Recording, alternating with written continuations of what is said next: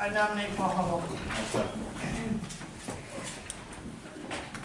All in favor say aye. Aye. Opposed? Okay, roll call. Ready? Bennett? Here. Goss? Here. Hubble? Here. Lawson? Here. Pop is absent. Set and adjust the meeting agenda. Is there any declaration of conflict of interest? No adjustments, correct? No adjustments, I take it, because I didn't hear any. Any conflict of interest? All right, public comment. Cheryl, I'd like you to read the rules of public comment quick, please. Sure. These are the rules of public comment. Any person shall be permitted to address a meeting of the Township Board. Public comment shall be carried out in accordance with the following board rules and procedures. Comments shall be directed to the board with questions directed to the chair. Any person wishing to address the board shall speak from the lectern and state his or her name and address. Persons may address the board on matters that are relevant to township government issues. No person shall be allowed to speak more than once on the same matter, excluding the time needed to answer board members' questions. The chair shall control the amount of time each person shall be allowed to speak, which shall not exceed 5 minutes. In order to avoid unscheduled debates, the board generally will not comment or respond to presenters. Silence or non-response from the board should not be interpreted as disinterest or disagreement by the board. Having said that, next part of our meeting, anybody for public comment? Into the podium and state your name and address, please. Ron Backey, 6987 Cook Road. I just wanted to introduce myself. In case any of you do or do not know, Ron Pop is away for medical reasons for about 30 days, we hope. Things are going well, and he's doing his job in full force from where he's at, okay? The only exception is he can't make it to the meetings, but he will be back, okay? In his absence, he did elect me as deputy supervisor. So I just wanted to introduce myself. It's Ron Backey, as you know, and my job title, I cannot vote, I cannot moderate the meetings, but what I can do is engage in engage in discussion, courteous discussion with the board. I just want to thank you all for the honor. I want to thank Ron Pop, first of all, for entrusting in me. And to you, I think it's an honor to be able to represent the residents of Whitewater Township. Thank you.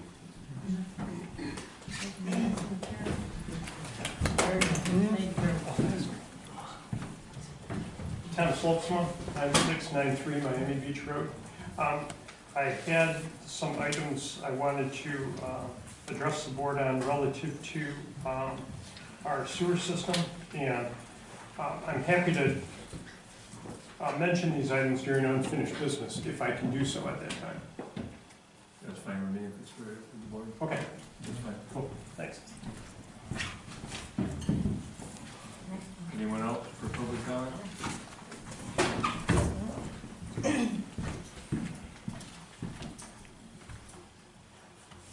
My name is Janet Backey, 6987 Kirk Road, Williamsburg, and I'm here as a private citizen. On behalf of my husband's position, I am not engaged. Whitewater Township Board, first I would like to send prayers to the Township Board Supervisor and his family, and let's be thankful for the last minute opportunity that came up for him. From the Township Board meetings on January 8th, it was agreed upon that the supervisor and another board member would put together a survey for the residents of Whitewater Township. Us Whitewater residents have told you many times that we wanted to be involved to make sure that the survey was unbiased, transparent, and correct with no hidden agendas. This is not just about some cute old barn on a farmer's working farm. I have seen and found cut out, paste, and rerouted wording done in the opening introduction of this survey, but very important parts left out,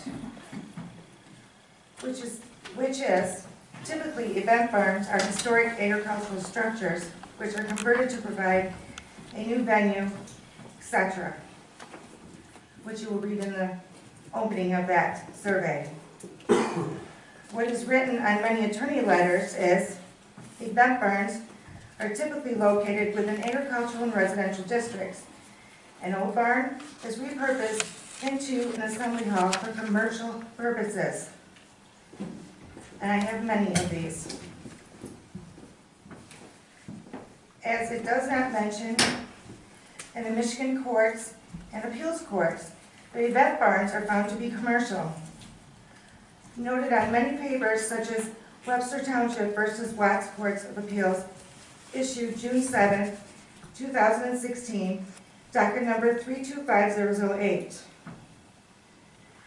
Then after you read the first opening introduction of the survey, it states, typically, event barns are historic agricultural barns structures. Steers you right into the what option on the very first question that is placed with intention you will pick. The question being is, what district area of the township would an event barn most be suitable? Selection A, agricultural. And it just told you that in the opening, that they are historic agricultural barns. That is steering.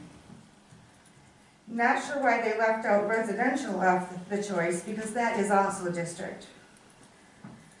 The survey does not mention the possibility of the building being a new structure or about being called an event center.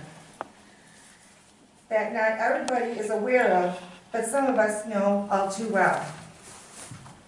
I myself came to the Township Hall on Wednesday, February 13th, 4 p.m. to give input as part of our public and a survey that was being prepared by our Township Supervisor. Due to conflict of time, the other board member could not attend. During the Township Planning Commission meeting March 6th, the Whitewater Township Zoning Administrator commented that the survey was already written and sent to the board for the board approval. How does this happen? For our supervisor has been gone 6 days. The next day, Thursday, March 7th, Whitewater Township posted the agenda for today's meeting, March 12th, and puts the event barns on it. I continue to look through the meeting package and I see a letter from our supervisor requesting it pulled from the agenda. Why has that not been done? Come on here, it's only March. There was discussion to wait until the snowbirds returned. Obviously, with someone writing the survey in less than a week of our supervisor being gone, then waiting for the supervisor to return will bear no burdens on anyone, since no one is even asking for an event barn right now. There are many problems with this survey. First question should read, do you think Whitewater Township needs to allow commercial and agricultural property in a residential area? That is the real problem. Then ask detailed questions to the historic barns that we already have in Whitewater Township on our working farms to benefit them and the people living around them. Because a wedding barn located on a working farm is not covered under the Right to Farm Act either.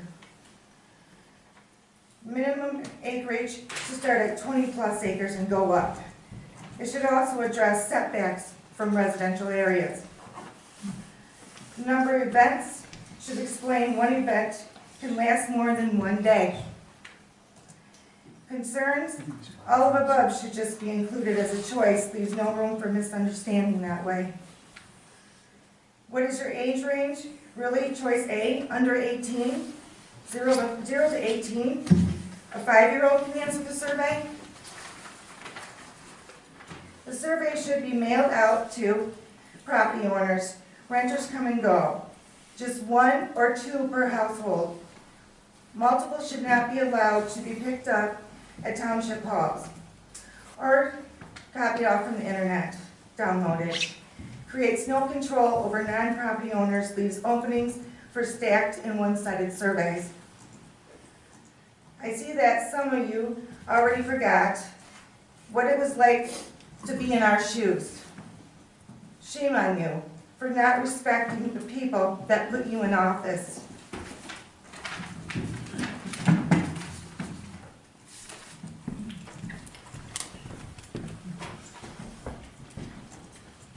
Anyone else for public comment? Name and address, please. Good evening, Dee Prabhakar, 6925 Cook Road. Thank you for your time. I'm here to speak on behalf of the Event Barn survey, which I understand is a part of the agenda for tonight's meeting.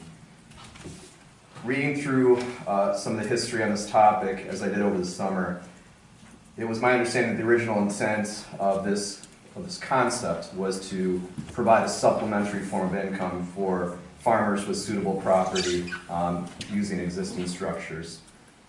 And I think in concept, I think many residents would be in favor of supporting the hardworking farmers of our community in that fashion. One of the concerns that residents have is that if this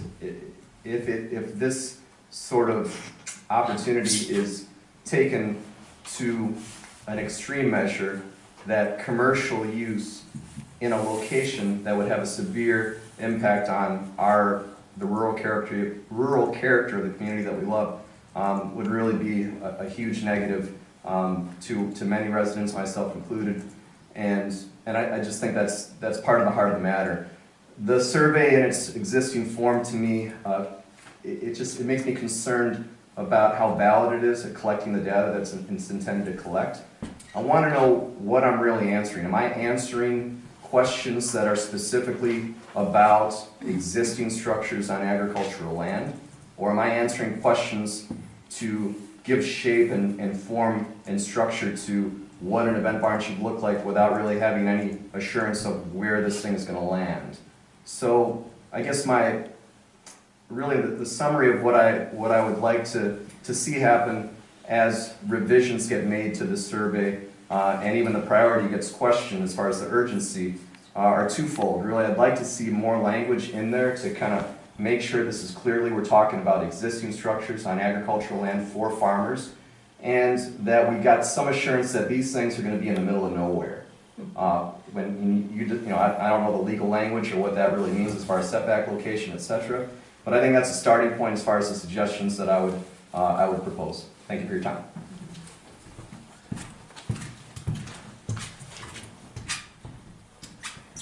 Anyone else?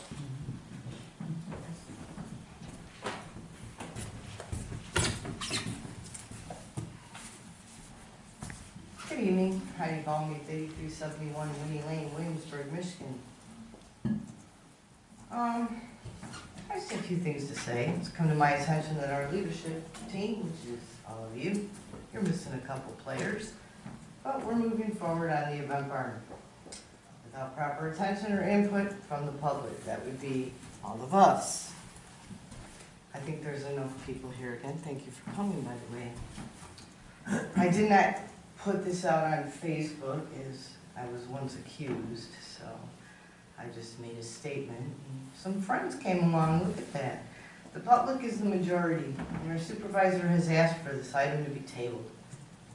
I have to ask all you at the table, is this really what you want to do? You still got a chance. It's number 8, and to remove, because there's a nice little love note from our supervisor. You can call it a love note. I give him the power. He's doing great just by responding. We should not exist in his country right now. And then we got the event barn survey under new business. There's still time to table the option. But is this the kind of transparency you want us to believe? The boardroom, I believe, spoke loudly. As it was standing room only, we had to find some more chairs, not once but twice. And this is a very powerful statement, and it shouldn't be taken lightly or for granted. Watching and reading minutes is knowledge and understanding. I don't think anybody sitting behind me has not chosen to educate or do their homework. It also shows us a couple bad things, that there's some major friction possibly between our leadership members. This has to stop, especially because right now, We need to all come together and work as a team with our leader being down as he is. I did first response for 35 years. I never disrespected my leader. I hope that you all will not do that. I'm hoping that you look deep inside you and check your ego at the door. I remember when I was 15 years old, I joined an organization called Joe's Daughters. It's Messiah.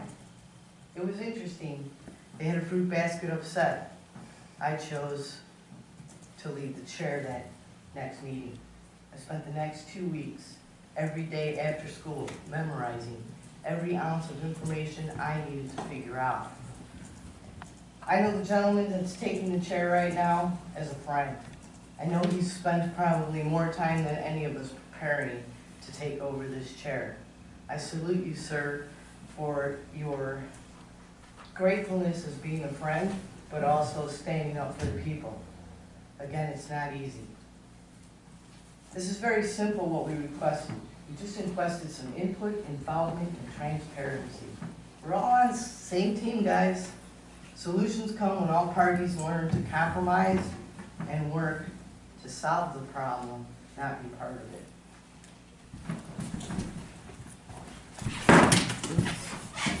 I got too much crap.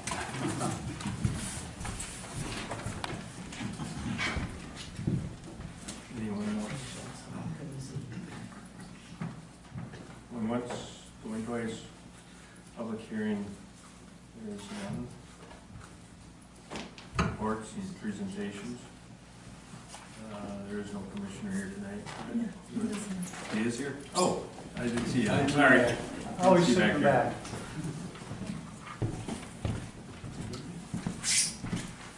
back. Gordy LaPointe, County Commissioner representing Whitewater, Acme, and half of East Bay.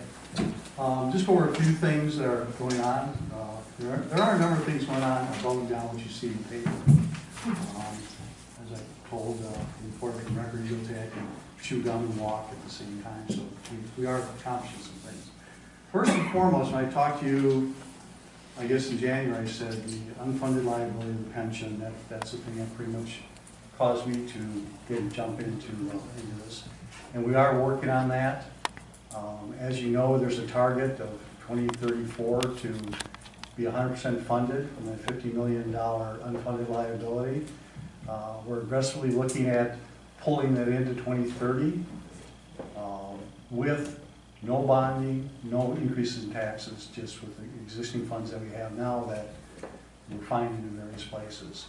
The other thing that concerned me was all the estimates in addressing the unfunded liability was they were assuming an interest rate for years of 7.75%, and we told them that's not realistic. We've asked them to recalculate that at 6.75 or 6 to take a look at that. So that remains number one on my agenda, is to get that out from under. That's a huge elephant, and their total general fund revenue is about $28, $29 million, and we have a $50 million liability, so it's a significant amount. So continue to work on that. Something else that's come up recently is the airport, which, as you may know, is owned jointly by Grand Traverse County and Leelanau County. It is not funded through the general fund. They're self-sufficient. None of our tax dollars go to support that. They always say self-sufficient. They're considering creating a airport authority which would give them total authority and responsibility for the airport. We're going to be meeting with them to discuss the advantages, the pros and cons to the airport. It's vital to this community. And from my standpoint and the rest, many of the other commissioners, is we want to make sure we do what's best for Grand Traverse County. So we'll be taking a hard look at that. It's beneficial, and it's truly beneficial. And they can in fact get some grants and do some other things that they can't as owned by the counties. Then we'll proceed, but we'll take a real hard look at that. Something else that's happened, being a new commissioner, a number of us being new commissioners, we took a tour of all the various departments within the county. So I had an opportunity for the first time to ever be in a jail. And it was eye-opening. There's been a lot of conversation about the jail. Every time there's an event, suicide, we've got to do something, we've got to do something. And it's all, in my mind, a lot of discussion's been about beds, number of beds that are needed. That is my concern. When you take a tour of the jail, if you ever have an opportunity to do it, I would think all high school students should take a tour of the jail. It was eye-opening, and I really think something has to be done in that regard. And I don't necessarily mean this in terms of more capacity, but if you look at the layout, it's not efficient, it's not conducive to the inmates or the guards. We have about 50 correction officers that man that facility. So something needs to be done there, and something needs to be done when we don't have the pressure of another event. So that's our main focus of mine. We're working on a new code of ethics. Some of the commissioners felt that need to be strengthened, so there's an ad hoc committee that's working on that now, and we'll see where that goes. We made some changes to the rules of order that I proposed, that I feel streamlines the process, and actually makes it more in line with the way the townships operate in many regards. So that is going into effect. And one last thing that's of interest is talked about, and it doesn't seem to have gotten a whole lot of traction, is the county currently spends around $600,000 for a medical examiner function, which is performed downstate. I was surprised to hear this, but if you die, regardless of where you live, if you die in Grand Forks County is on the hook for any expenses concerning a medical examination or anything that goes on in that regard. So we spend about $600,000 of that, about $300,000 comes out of the general fund. Looking at the possibility, just the feasibility, I should say, of if we took that in-house, and there would be a capital expense to create that, and we got into a partnership with adjoining counties, maybe we could turn that into something that isn't a drain on the general fund. So there are a lot of opportunities in looking at the budget. I spent a lot of time sitting down with Dean Bott, asking questions, trying to understand it, and I'm confident we can get this the finances in better order, again, with no increases in taxes or looking at bonding. So, any questions? Did I hear you correctly that you said that Leelanau County owns part of the airport? The county, yeah, I learned, there was a discussion the other day on that, and actually it was owned at one time by the city. The city, for some reason, years ago wanted out. They gave it, transferred it, ownership to the county. So the county owns it in conjunction with Leelanau County. I have not been able to find out if it's a 50-50 or what the split is, but it's owned lots. The facility, the capital equipment is all owned by the county. So, thank you. Commissioner here today. Right in the back. Mark McKellar, Grand Forks County Road Commission. Good evening. Well, spring is in the air. It's not because of the temperatures, it's because we looked at a calendar and March 16th is when the weight restrictions go on. And that's how we determine spring at the Grand Forks County Road Commission. So that'll probably go on for about 30 days. They'll get them off as soon as they can. We want the vehicles out there, but we don't want the roads destroyed in the process. We are really in pretty good financial health. We are going to do $24 million of projects this coming summer, this coming year. And that is the largest number we've ever had to work with. We appreciate the $4 million that comes in on the millage. That has gone a long ways. We've used that to double our income on matching funds for the state and federal government. And we've used that for maintenance and improvements on existing road systems as it was stated we would. We are moving forward nicely with our east-west core study. It's not gonna be a perpetual forever study, I can tell you that. We should have some pretty definitive information here within about another couple months. We've extended it out. We had our last public event at East Middle School. We had over 200 people show up, standing room only. It was fantastic. A lot of great conversation. Everybody got to see the overall plans and concepts. There is no definitive fix at this point. It's a mix of fixes, we think, but it's all gonna be vetted out through a public process. And we're taking environmental impact and community engagement and all those things up at the beginning of the process, not at the back end. So it's moving forward in terms of that. And I think we're open, I think we're gonna be open till the 13th to the 16th for surveys online. So residents, if you wanna get online, you can comment and make your opinions known through online at your convenience. So we are now getting near what we call winter number 2. Winter number 1 was November, December, and then winter number 2 is January, February, March, April. I'm stopping there because we're not gonna have winter after that of April. So I'm not telling you anything you don't already know. This winter was pretty hard. And we went through a lot of labor, a lot of fuel, a lot of equipment wear and tear, a lot of sand, a lot of salt.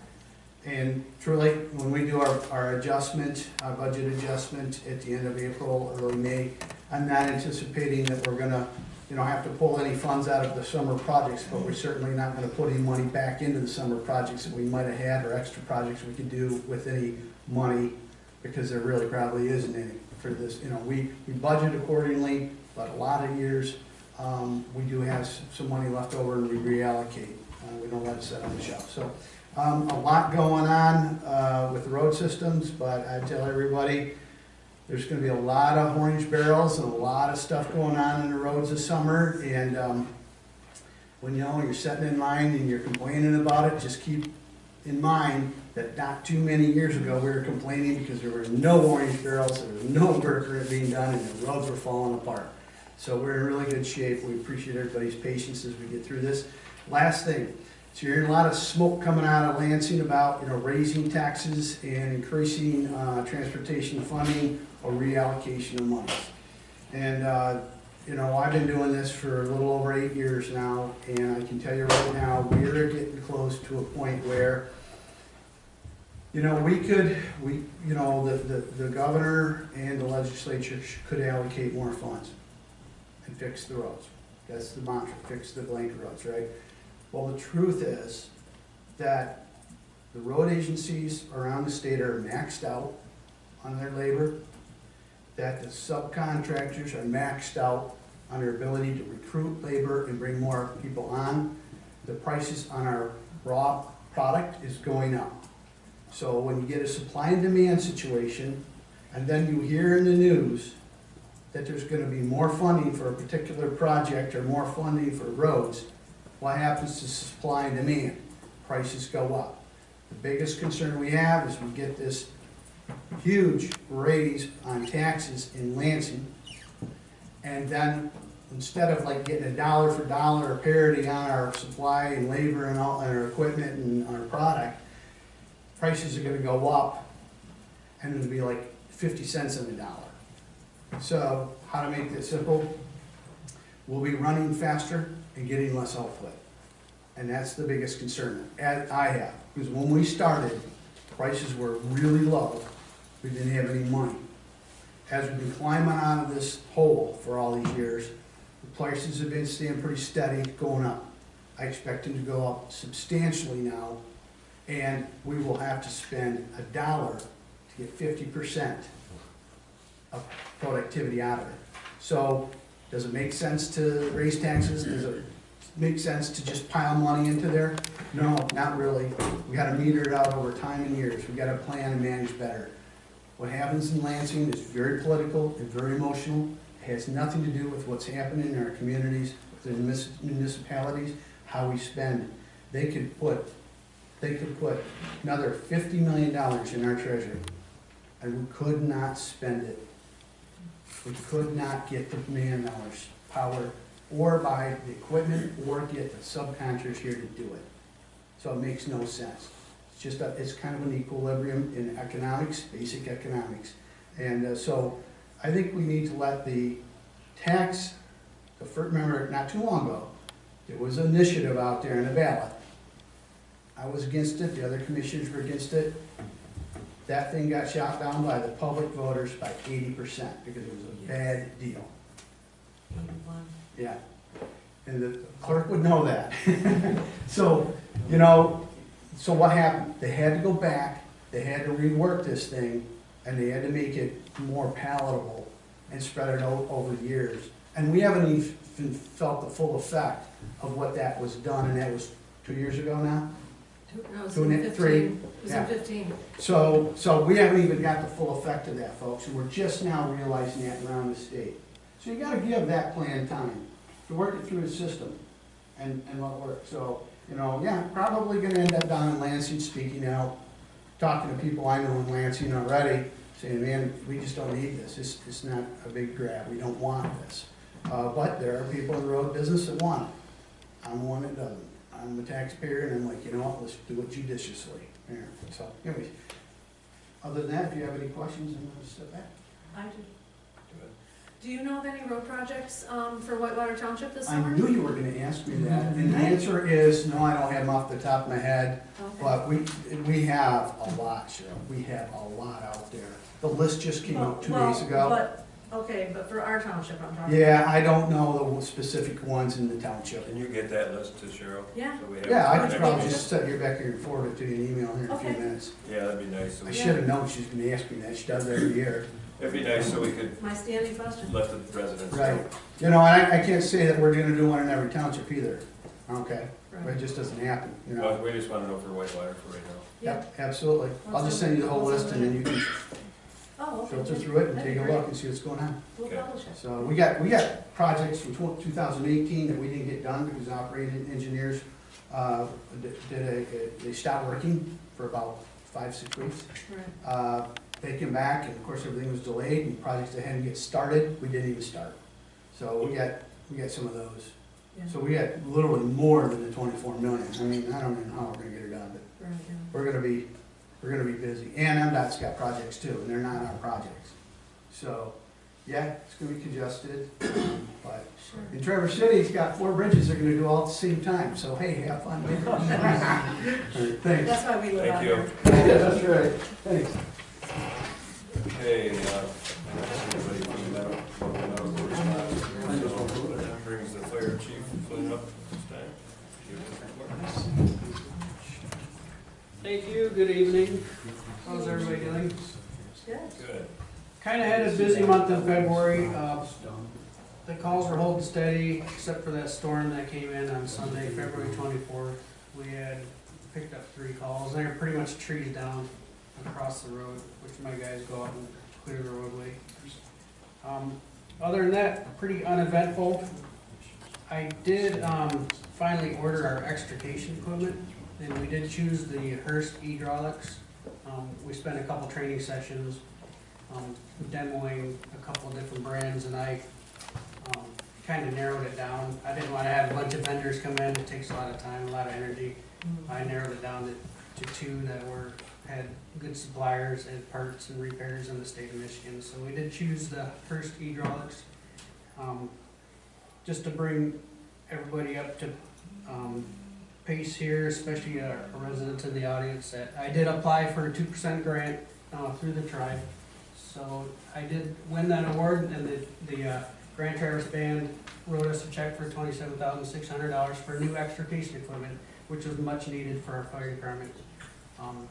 So our extrication bundle that we ordered came out to $31,000, so we have a net cost of $3,400 to the city, or to the township, I'm sorry, which is pretty amazing, and I'd like to personally thank the township board for helping me out every step of the way, even through the grant writing process. So I think it's a big plus to the township, and over the past several years, about 25% of our calls are accident related. So it is a tool that we have in our toolbox that we kind of use quite often. So once again, thank you. In my haste to get the February report done, I failed to put on the new fire engine specifications were approved. And I did send out the bid pack to I believe six manufacturers.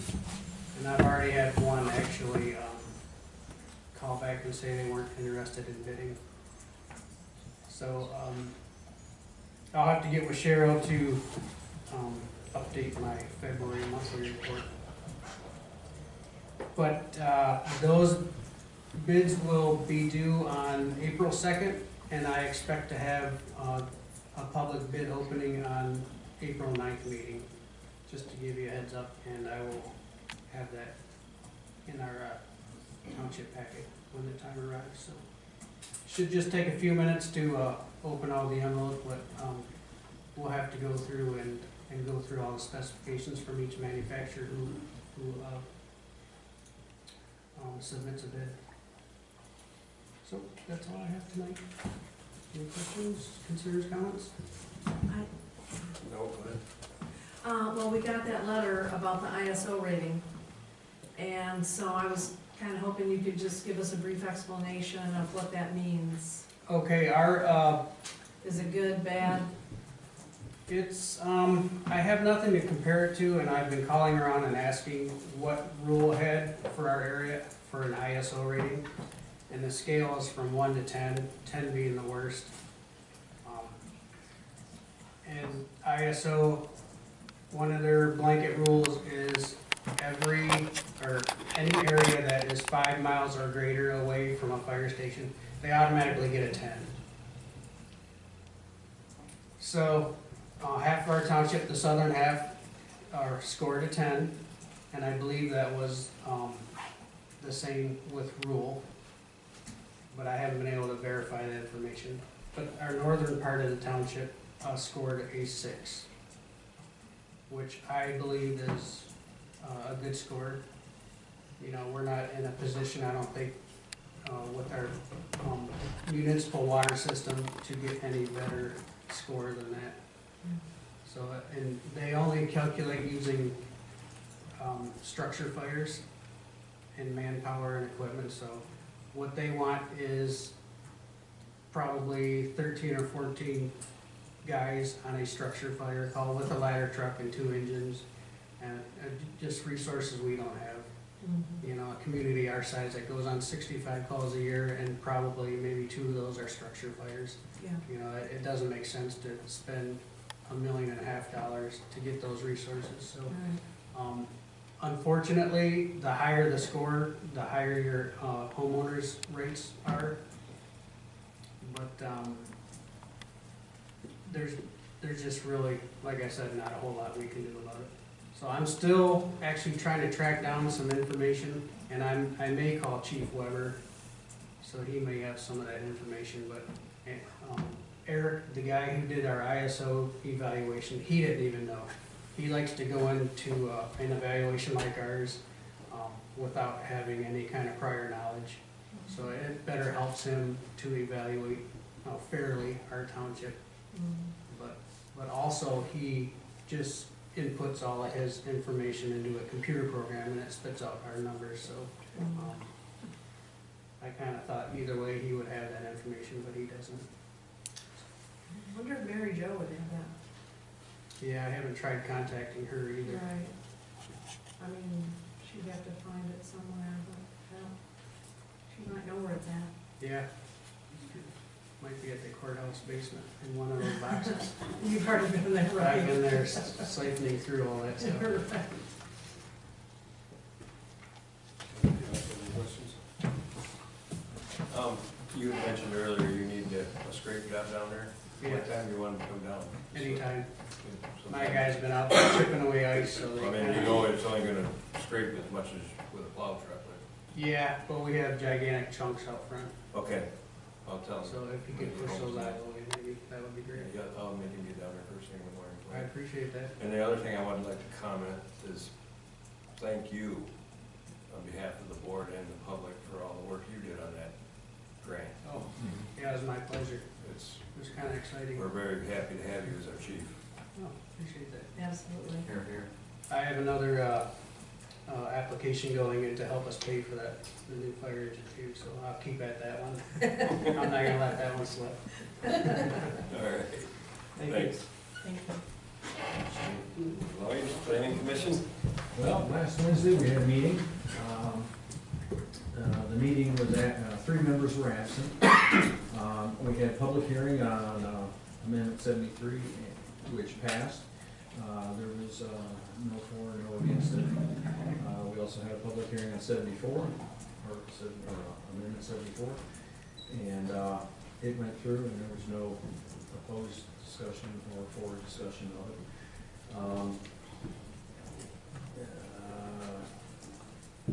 We had a relatively short meeting. I think it was only like 34 minutes long altogether. So we didn't discuss a lot of stuff.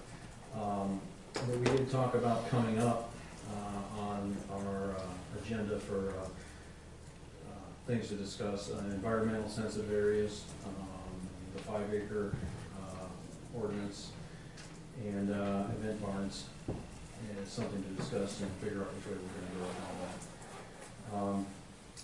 There was discussion of when recodification comes up, putting together a joint meeting with the board, like when, if any of the people from the recodification companies are coming up to present or talk about it, to be involved in that. They really want to be involved in that. And also, toward the end of the meeting, we asked Lindsay if she could do a little training for us, and one of the subjects that was brought up was Robert's Rules. So DC's going to give them a crash course on Robert's Rules on conduct meetings, so maybe we can expedite the meetings. And that's pretty much it, I think. That's all I've got for the short meeting. Okay, thank you.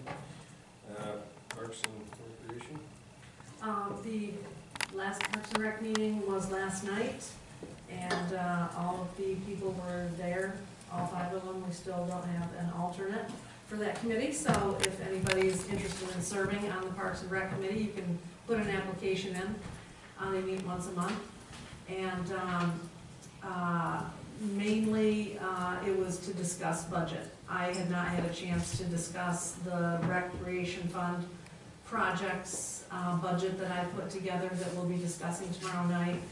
And so they gave me some assistance with that, which is what I was looking for, and talked about the scheduling of some projects. I am going to be bringing the March 26th agenda. I'm going to be seeking approval to get the dugouts ordered that we're doing, the new dugouts that we got Rotary Good Works money towards, and also tribal 2% money toward that project.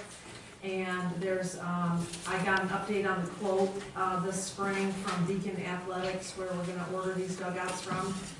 And what it is, it's the posts, the roof material, and the benches.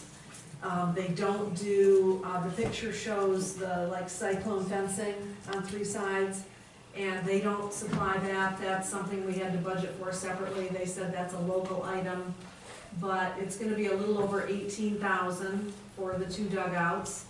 That's not including the concrete work, and it's also not including tearing out the dugouts that are there and leveling that area. But anyways, there's a 6 to 7 week lead time on getting those. So I want to bring that on the March 26th, I'm sorry, 2 weeks from today, agenda, and I'll be asking for board approval of that so we can get that ordered. And I'll be doing the same thing with the shower renovations project also at that meeting, because we need to get a contractor lined up to do that sooner rather than later. And so I'm gonna have those 2 things on the March 26th agenda.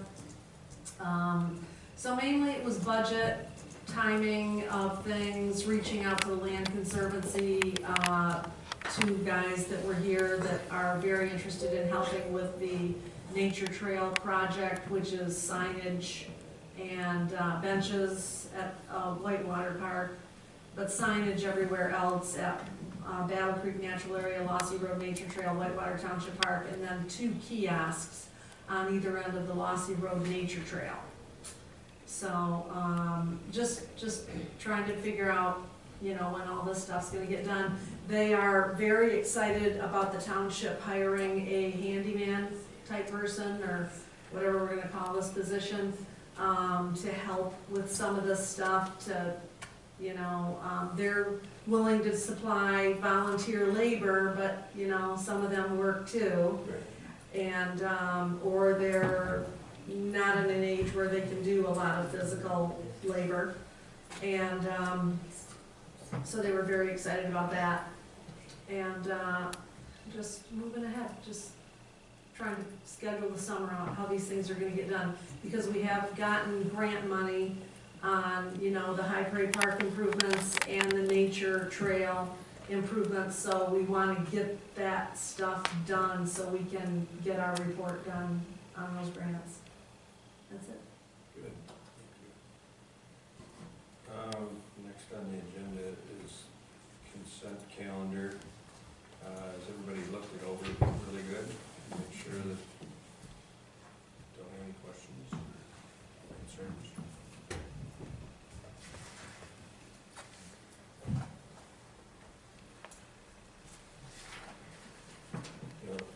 The only one that I'm just gonna throw it out there, we have a fair amount of people discuss Ron's memo here. Does anybody want to discuss that, or is everybody good with that, or just want to point that out? I read it. Okay. I read it.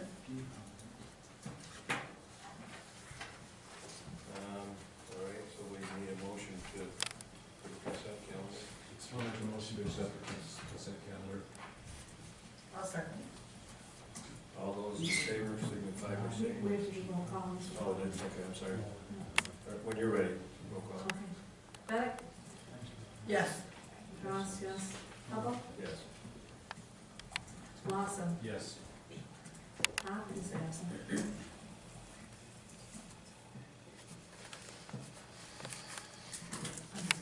All right, so now we can move into unfinished business. Miami Beach sewer system update. No packet. Nothing in the packet. I know Tom wants to say some things, and so does probably John. But I would just want to mention that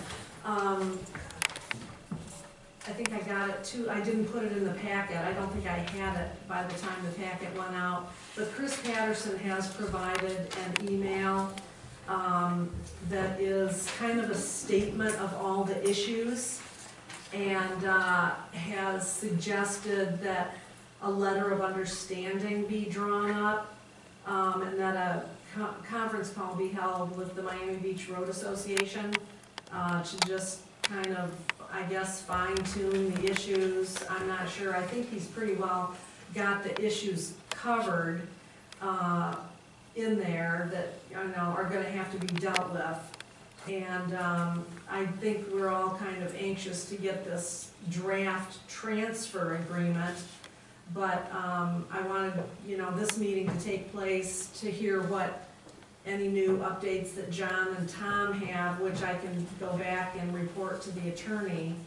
And then, I'm not sure, probably Ron Pop is gonna wanna be involved in this conference call.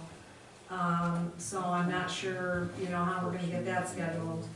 But, anyways, just to let the board know that the attorney is working on it. But no documents have actually been drawn up yet. Okay. Maybe this would be the appropriate time to have you. Okay. Yep, Tom Slopsman again, 9693 Miami Beach. So, I wanted to go through a few of these points here, so you'll understand that what we're probably looking for, what Miami Beach is looking for before we do the conference call and spend more attorney money.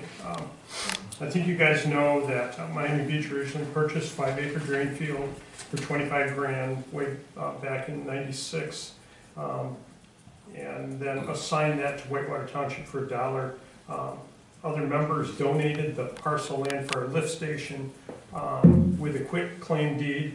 And then so you folks understand also, in 2012, Acme Township transferred ownership of a common drain field system from their township back to Orchard Shores Association.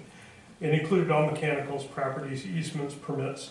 Their transfer was primarily on a quick claim deed for value of $1. What we want to do, Miami Beach, we'd like to copy their process there.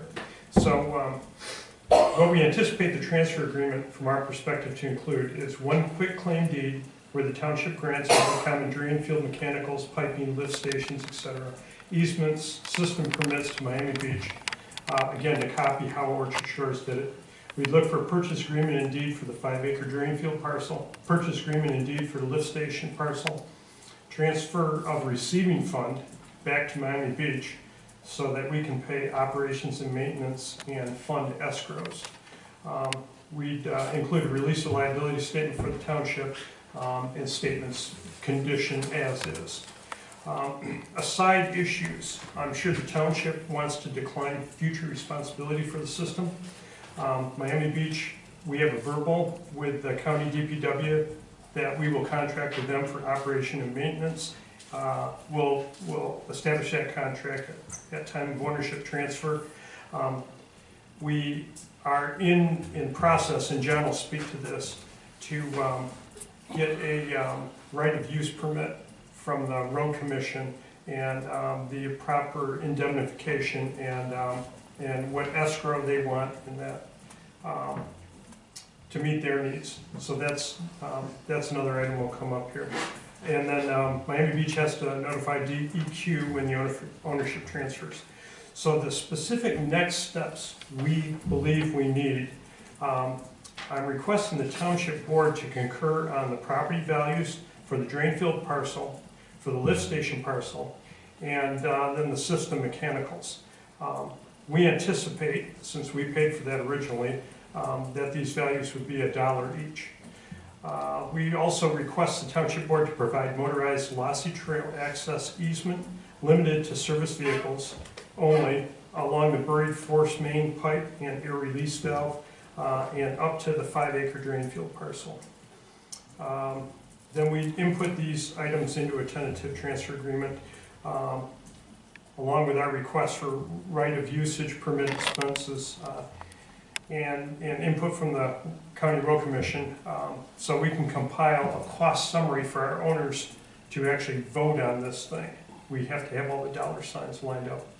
I can provide requests to the township in writing for these value and easement requests if you want that, and I can draft up a proposed transfer agreement that we can also start working from.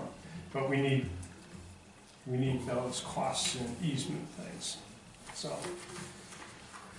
that was my statement. If you had any other questions or so, that was our perspective. Lord? Well, I would like it if you would submit a written request for those things to the township board, because that'd be something we can send right off to our attorney, and yeah, which sound all reasonable things and things that we are going to have to deal with. I think yeah, I think it doesn't need to be as complicated as what some people are making it seem. Right, but do we need the property value first? I don't want attorneys to be arguing back and forth on property values. No. If you or I were going to go buy Right, a property down the road, we negotiate a price, we agree on a price. right, We write up a purchase agreement, right, then we have our attorneys argue out the details. right, yeah. Right? We're concerned doing a lot of attorney work before we nail down some dollar sign values. Yeah, right, exactly. So, yeah. Yeah, and to me, you've already paid for the system, so I don't disagree with those values. Well, And right. the transfer of it at the beginning of the sewer system was $1 to you from the township, right? Reverse. Reverse. So, Yeah. you gave it to us for $1, basically. Yes. You purchased it, gave it to us for $1. I don't see why we would ask anything more, giving it back. Well, I think that was for one of the parcels. That was for the lift station parcel, wasn't it, the 5 The acres? lift station parcel was, I think, just donated. And then 5 acres, Miami Beach purchased it for $25,000, and then we assigned that purchase to Whitewater for Yeah. $1. Right, So, what's a So- dollar? That's okay, $1 for each. Right. But so it would seem I it don't- could I don't know be that- assigned back for $1. I'm- Right. that's what we think, but Right. I don't know if I the believe board, that's what the board has talked about already, okay. so, So you don't anticipate that being a future big problem? Okay, correct. okay. I wonder if the board wants to have this on our 326 agenda to set values. I mean, I don't think we can do it tonight That would be because nice. we Yeah, weren't, yeah. we didn't really know about it ahead of time. But Sure. if you could include that in your request, Sure, and then I would suggest we address that at our 326 meeting. I mean, yeah, as soon as he gets gets that to us, we can okay. get it on the 326 agenda and get that taken care of. That'd be great, that'd be great, okay. Thank you. Thank you. Thank you. Good evening. It's not snowing for once that I'm here. Isn't that nice? John Nolan, 9933 Miami Beach, here to follow up in reference to this transfer of what we're calling a community drain field system. Last meeting, I brought up one of our last items that was on the attorney's checklist was to contact the County Road Commission in reference to applying for right to use right-of-way on Cook Road. At the assistance of the Road Commission, they identified the application I should complete and had suggested a joint application to be submitted from Whitewater Township and the Miami Beach Road Association. So I've drafted the application up and the verbiage of basically a description of what we're applying for. What I would like to ask is, who in the township could I work with to finalize the verbiage that it's acceptable and that we could submit this then to the road commission? The purpose of this is so that we're able to determine the requirements for the right-of-way, whether it's a bond, insurance, and what fees may be associated with having that right to use. So that's what we're applying for. I would think the clerk would help you finish that, to work on the application, you mean? Yes. Yeah, I would think the clerk would be the one you'd go to, I don't have a problem doing that. You know, so, being that she's the information officer. Or, yeah, right? Well, I think I'll take a look at it, and if there's something I'm not comfortable with, I'll bring it back to the board, Okay. Or does the board want to see it, whatever we fill out, or, I mean, I I don't have know what copies information of you're it I asking brought. for. It's Yeah, fairly it's not on simple. It's, Oh, it is. it's basically, it's a request to determine what the requirements are. Right. It's, from that standpoint, so. But it's for co-applicant, not co-owner, correct? It's joint, no, it's, how did I word this? I guess I don't want the road commission to think It's we're gonna not be co-applicant. co-owners. It's not co-applicant. We describe in here, It's, the applicant is the township. I don't know why road commission sets this up. They said, make the applicant the township, the contractor Miami Beach Road Association. And all we're asking for is for the road commission to determine the right of use requirements and permit costs and stuff. Right, okay, yeah, Yeah. and that needs to be determined soon, that Yes. would be the, right. yeah, Because if we didn't have that, that'd be like a showstopper, yeah, right, you know. it could be, right, yeah. But, in my discussions with the road commission, the application was to start that, what requirements was off, so that they would be able to. Not a cumbersome thing, shouldn't be anyways. But, Just one other comment, a lot of the people here that are, I basically, I think here for this Fenn Farm, but, this transfer that, we're, looking to do, this property is landlocked. It basically has no value other than what it's used for as a drainage field. So for the record, I guess, it's not as if we're stealing some property from the township. Like that, whatever. No. But thank you. Thank you.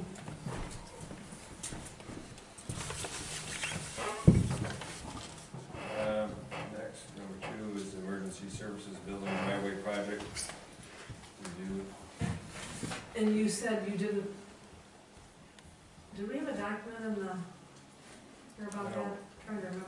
We didn't for the fire tanker, or for the tanker, but Ron had a memo, I think. in Yeah, there. you had a memo, it's on page 157 of the electronic. I guess my question is, we went over that at one meeting, and then I'm gonna need a copy of the bid package over here for our records. That's one thing. Was there a contract in there from the attorney?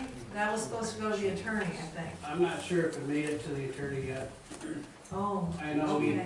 we first contacted an engineering firm, Right, and they told us, which I kinda thought it wouldn't be until around April where they could get a good look at the driveway, you know, all Yeah, the right. snow's gone, and they're Right. probably gonna wanna do a core of the front apron to see what soils are working with. right, yeah. So, and Ron and I have discussed seeking out a different, engineering firm, but I kinda told, I think they're all gonna be in the same boat. They are, Um, yeah.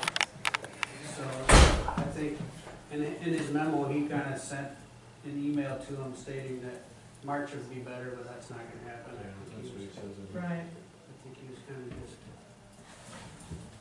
joking around a little bit with that, but I think we're on hold until we keep the engineering firm out here and go with their guidance.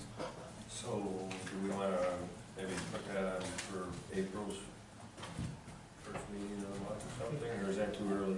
What did they say? That's probably too early, Yeah. probably May. Put it on the agenda, put it on the May agenda, because if you're gonna meet with the engineer sometime in April, Right. right? Yeah, our meeting will be in the beginning of April. We're down to one meeting a month then. Yeah, okay, so this matter will be, taken up at the May meeting? Is that what we'll, Yeah. will be on the May agenda?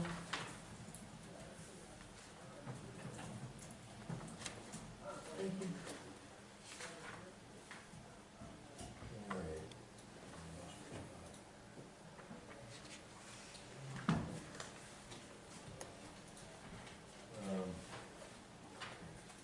Well, there's nothing on item 3 either, because that's in the packet, right, the pumper tanker?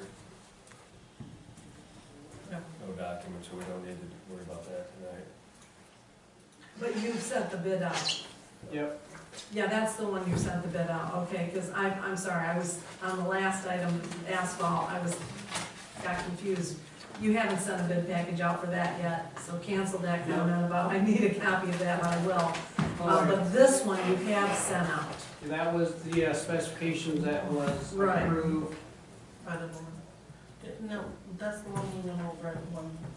Yes. The tanker one, Yes. yeah. Yeah. Yeah. And it was sent out, and we're gonna open bids on the 9th.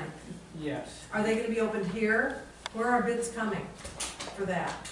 Was the There, notice put in the paper on No. that? there's we no don't have to put- manufacturers around here that Okay, would all right. look at. See that, Yes, yeah. okay. So we're Coming on the opening second, bids, or- are you opening bids over there, or are we doing it over here? They're gonna be open publicly. Here, at our here. meeting? And they are, coming here.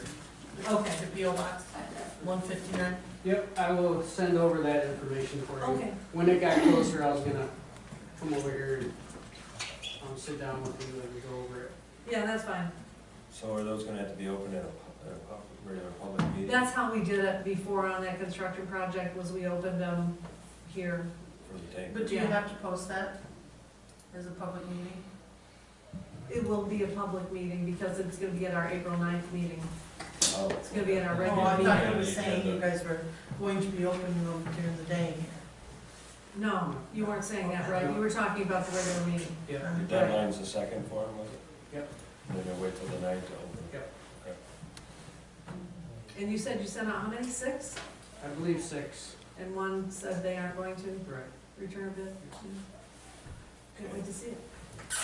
And that's the other thing I mentioned to Chief Flynn earlier this week, was tomorrow night, we've got to get through Fire Capital Improvement Fund. And I'm seeing that there's not enough money being put as an expenditure in that to cover the pumper tanker or this possible asphalt project. So I think we're gonna have to deal with that tomorrow night. Okay.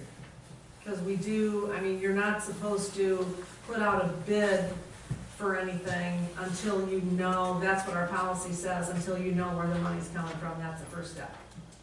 But didn't So, we park some of that money from rural? Makes sense, doesn't it?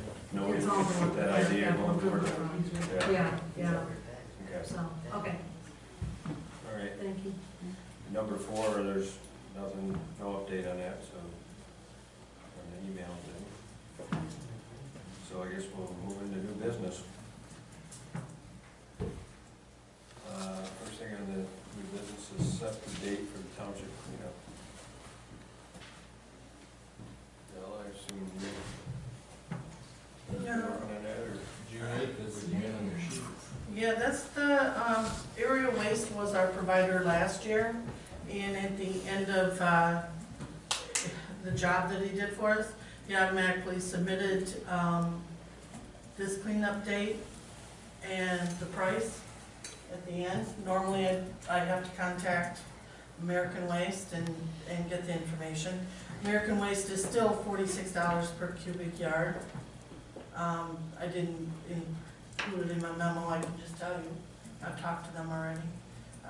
If you want to go with area waste, which I was very happy with their service last year. For the last 2 years, 2 years previous, I was not really impressed with what American Waste was doing over there. We had Garbage Nazi, where he would let one vehicle at a time go up to the 5 waiting trucks. And I call him that because several people talked to him about it, and he was just irate with us. And so I did let Mark know that, from American Waste. And the year before that, they did not have enough trucks. They subcontracted it out to somebody else, and they didn't have enough trucks. So our lineups were very long. These guys were fast, they were efficient, they were courteous to the people coming in. That $1 less per compacted yard doesn't mean anything to me. It was the service that they provided that meant more. Right. These are the prices for what we paid for the tires last year.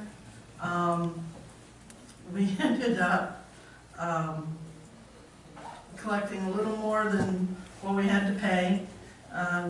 We collect $2 a tire for passenger tires, and TJ Tires charges $1.75. And the reason why we do that is because there's always somebody that sneaks tires in on us and doesn't pay. So that covers that. And Erickson Salvage, they have agreed, I talked to Don Erickson, they will be there again this year. They took 5 trailer loads out of scrap metal and junk appliances that had Freon and such in it, so, last year, which saved us from it becoming compacted yards.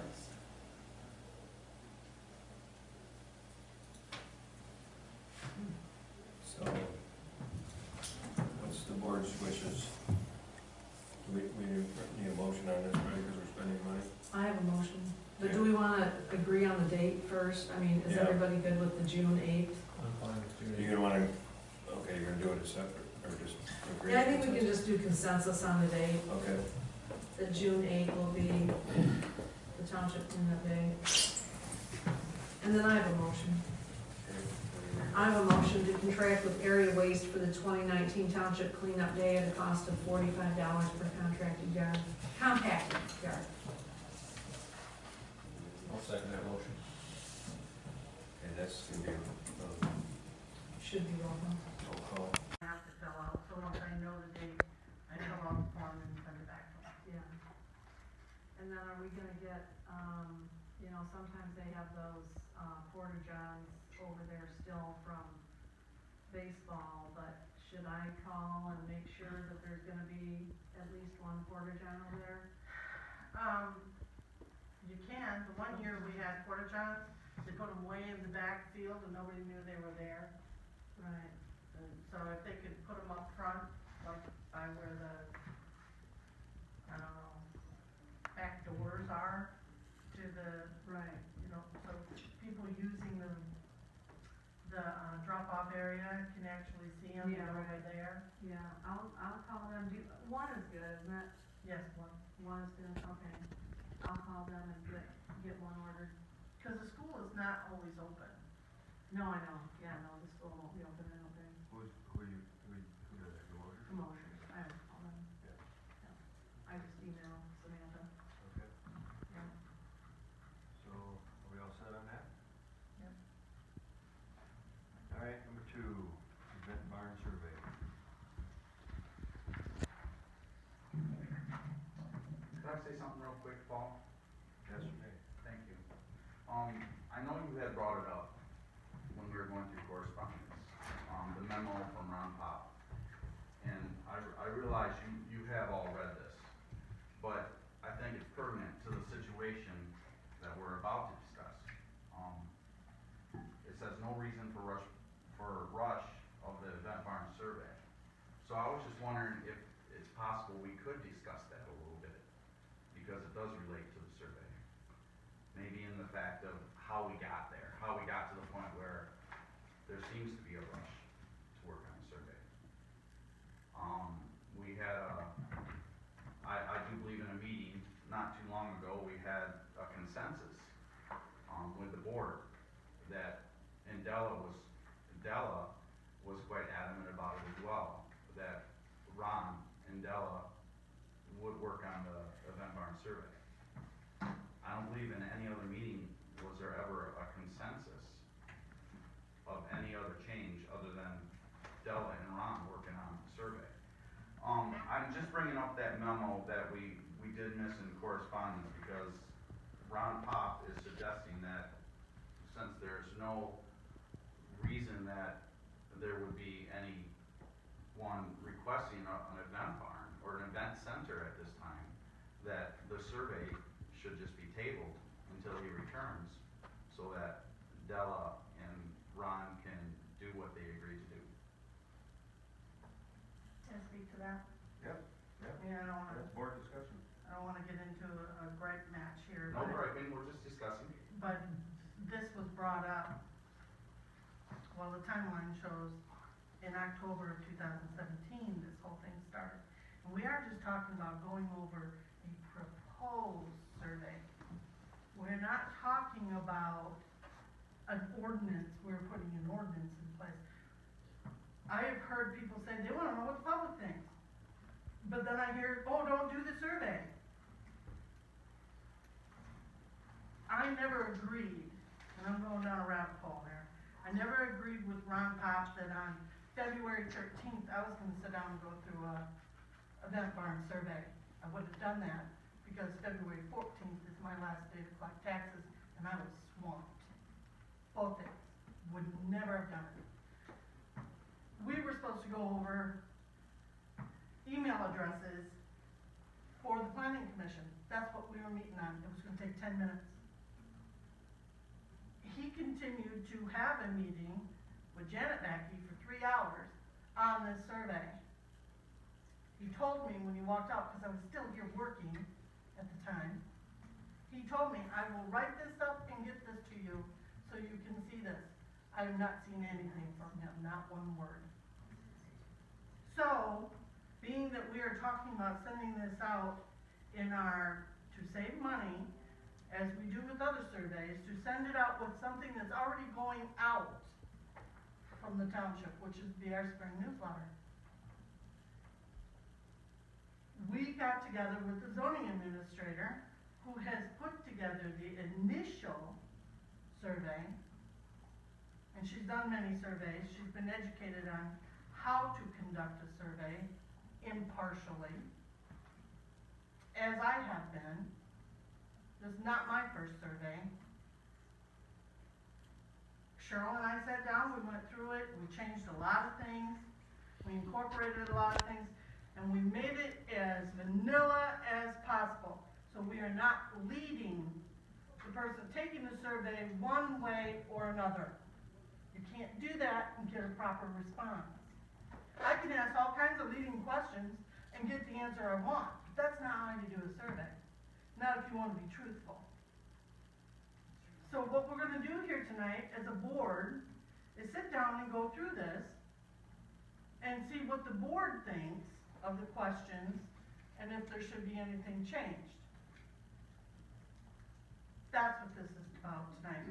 I've heard over and over again how you guys want us to get the public involved. This is the way to get the public involved. And I don't think anybody should be trying to shut it down because a member of our board can't be here. And I know it's a rotten reason he can't be here, but the township's business has to go on. It can't stand still. Just like when I was in the hospital, the township's business went on without me. That's all I have to say, Paul. Thank you for allowing me to do that. Anyone else? Well, I would just mention that our zoning administrator actually went through minutes, PC minutes, and township board minutes and put together an event barn timeline. There's a copy in that public document folder over there. And it's very interesting because the first inkling of this was at a PC meeting on October 4th of 2017. This issue's been around a long time. And that was where the zoning administrator reported on the possibility of an application for an event barn. Okay? No one has an application in for an event barn. And as far as I'm concerned, we're not doing event centers. I don't know what an event center is. I know what an event barn is. This is an event barn survey.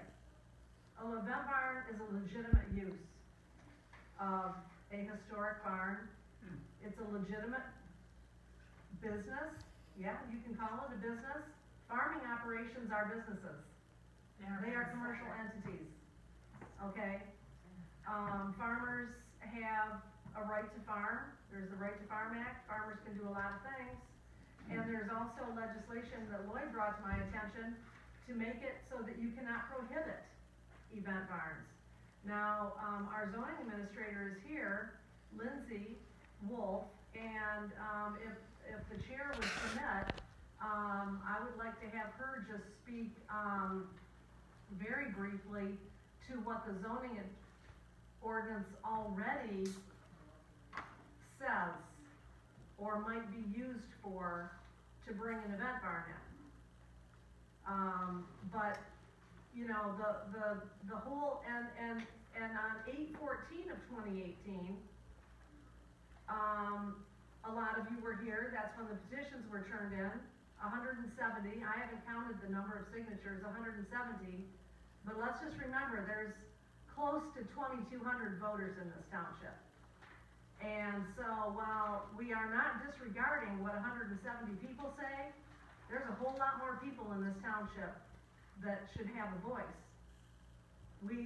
I hope no one is suggesting that we ignore the other 2,000 voters in this township, and those are registered voters, and then we've got people who will be getting the survey, who are landowners here, but they don't live here, and they don't vote here. And that's the only fair way to do it, is to take the property owners and the voter list, and we merge that together, and we dedupe it, take the duplicates out, and we send that, I forget, the medical marijuana survey went out what, 15 or 1,700 or 1,900 or something like that. I don't remember what the number was. But there's a whole lot of people out there, and we are interested in what the 170 are saying, but we can't ignore the rest of them. So on 8/14, the township board, there was a motion to abandon the zoning amendment number 76, which you'll remember was event barns, until a survey is done on the topic. That was 7 months ago. No one is rushing through a survey. Nothing was done on this for a long, long time, 7 months. So there's been no rush, but we have the April newsletter is going to be going out soon. And that's an avenue for us to send out the survey when it doesn't cost anymore to send it out, because everybody's getting the newsletter. So we put one piece of paper in there, front and back, survey. Any more than that, people are gonna throw it away and they're not gonna look at it, and they're not gonna fill it out and return it. It's gotta be a one piece of paper. And that newsletter is heavily read. So Heavily What's read. your thoughts on the people that are? Excuse me, I'm not I'm done sorry. making my comments yet. Okay, I'm sorry. yeah, I'm sorry, just let me finish here. So anyways, we're not, and then I would like Lindsay, if she could just mention what's currently in the zoning ordinance. So no one is rushing anything, and also I would say that as far as the public input on the survey, trying to say this as nicely as possible, we're not gonna call up people who have signed a petition against event barns and ask them to work on a survey. Just the same as we are not going to call up the people who own historic agricultural barns and ask them to work on the survey. Okay, so we're gonna do a neutral survey, because we don't know how it's gonna come out, and we frankly don't care how it comes out. But we're gonna survey the township about what they think about event barns, where it might be appropriate for them to go, how many events a year might be appropriate for them to have, for an event barn operator to have. And there are some pros to event barns, and there's some cons too. And if event barns ever were allowed here, they would be regulated. You have to regulate it. You can't just have it, turn it into Woodstock or something, So, but if the chair would allow, I'd like to just have Lindsay briefly tell about, because she gave me some information about it that I thought the rest should have. Yeah, I would like to, if the board is okay with it, I would like to have Lindsay come up and sit at the table. That's what we hired her for these kind of things too, to help us on this stuff. Wherever she's comfortable. Or wherever you're comfortable, if you want to be at the table or at the podium. But that, if you have a mic, everybody can hear you then, so wherever. I'll stand up at the podium. Okay. Been sitting for all day. Thank you for allowing me to come up and address the issue of event barns. Currently, the ordinance speaks to these are use permitted by a special use permit in the commercial district. If somebody were to come in and want this type of facility, they would be required to submit materials to the planning commission for a public hearing, which then the planning commission would make their recommendations forwarded to the township board for their determination. Another alternative is that someone may come in and apply for a rezoning of a property to commercial. It must fit the fabric of the community, no spot zoning, and be consistent with the future land use map delineated in the 2015 master plan. Something kind of unique also to Whitewater Township is that they also allow use variances here. So when local zoning regulations do not clearly provide for such a use, an applicant may seek a use variance to permit the conversion of a barn from a farming operation to a commercial operation. Article 18 from the Zoning Board of Appeals in the Whitewater Township zoning ordinance allows the Zoning Board of Appeals to grant use variances only upon finding that an unnecessary hardship exists. Use variance is a variance that permits a use that is otherwise prohibited in that district. So say a farmer, all of their crops catch fire, or something devastating happens to them, unnecessary hardship, they could be warranted to come before the Zoning Board of Appeals to grant a determination for such use variance. And that's what the ordinance speaks to at this time. Thank you. Thank you, Lynn. So, You had something. Dell, did you? So I think Lindsay's just trying to say, there already are ways that event barns can come into the township. So,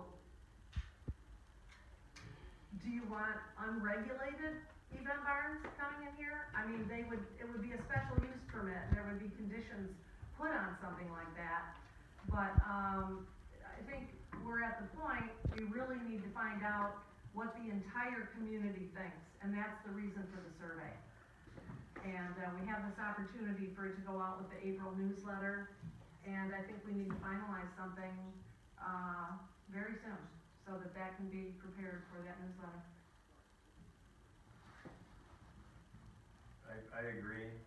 I think that we need to keep moving on this, and there's no hidden agendas in the closets. I think that we need to move forward on this. There's no hurry on this, but we can save a fair amount of money to send this out in our newsletter, and we're gonna have to get a newsletter, a survey out sooner than later. This might be one of the first, one of the many. I don't know, maybe we'll have another one. But we need to get a feeler. And it was very clear that Ron is doing his job, Ron Pop. And Ron will be aware of this after we critique this tonight, and you will be too, Ron. So I don't see where the quote of saying there's a hurry or there's misconception out there, it's not quite right.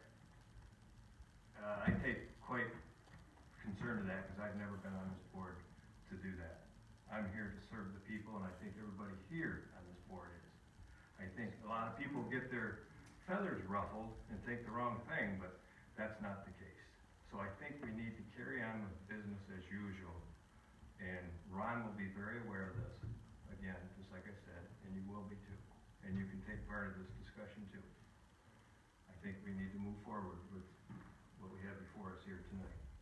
You know, I think you misunderstood what I was saying. I merely just said that was a memo that had relevance to the survey because he is our supervisor. Right. And his input is important. He is fulfilling his job 100% right now, other than he's not here. I don't believe that it should be biased at all with the public as well. I'm a firm believer that everybody in Whitewater Township should, you know, if maybe what was talked about public was maybe public input just like town meeting style. You know, I don't think it was like, you know, Janet Backey or, you know, someone that's obviously adamant against them. You know, that would be, I understand that is definitely no doubt biased. But I just was bringing up a couple concerns, you know, one of my concerns was the time of the year. It's just the worst time of the year to send out a survey. I mean, you do know that we have forwarding mail, right? Anybody that's not here, they have their mail forwarded to them wherever they're at. Sometimes, So they get it. yeah, sometimes they do.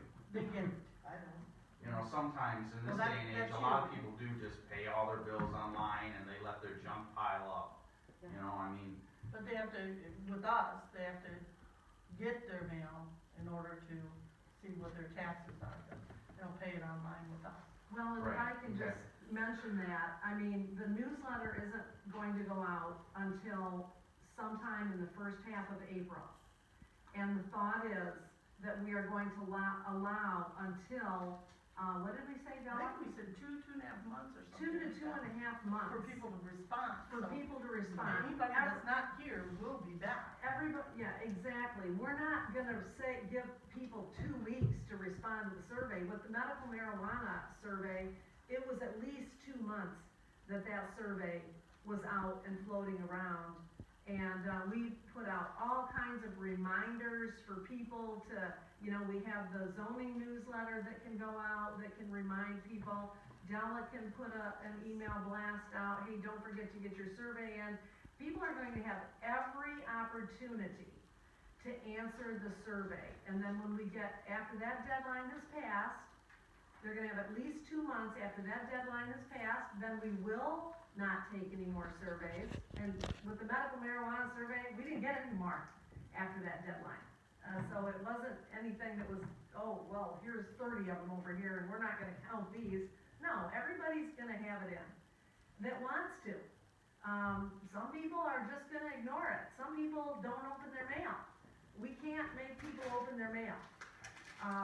And you can't make people respond to surveys. No, you can't. But like Cheryl said, we can send them reminders. When people come in, I can ask them, have you filled out your survey, which is what we've done in the past. You know, just gentle reminders, you know, oh yeah, it's still sitting on my counter. Well, get it done, get it in. You know, we had a pretty good turnout for how surveys go, responses, for the medical marijuana one, for the facilities. We had a pretty good turnout for that. And I am hoping that we have a good turnout for this one also. So it's a great time of year, actually, because when it goes out, some people are already gonna be back, others are gonna be back well before the deadline of the survey. The worst time would be to send it out with the December tax bill and the December newsletter. And we actually have another survey that may be going out with the July newsletter. So we want to get this survey out and so that we can have it tabulated later this summer. And there's not a rush, but we need to keep moving. We need to keep moving. There's really no good reason to delay. I'm sorry. I'm sorry. Is there I know the question might be asked, so maybe we can clarify it now. If you were to send this out on its own, what does that usually cost the citizens of this township? Well, it's 50 cents a parcel, a piece that goes out, because it's went up now. And depending, well, it doesn't matter, it's 50 cents a piece. Right. So if you're sending it out to 1,800, 1,900, doesn't matter. 900 to $1,000. Yeah. So the reason I brought that question out is because I knew the question will probably be asked.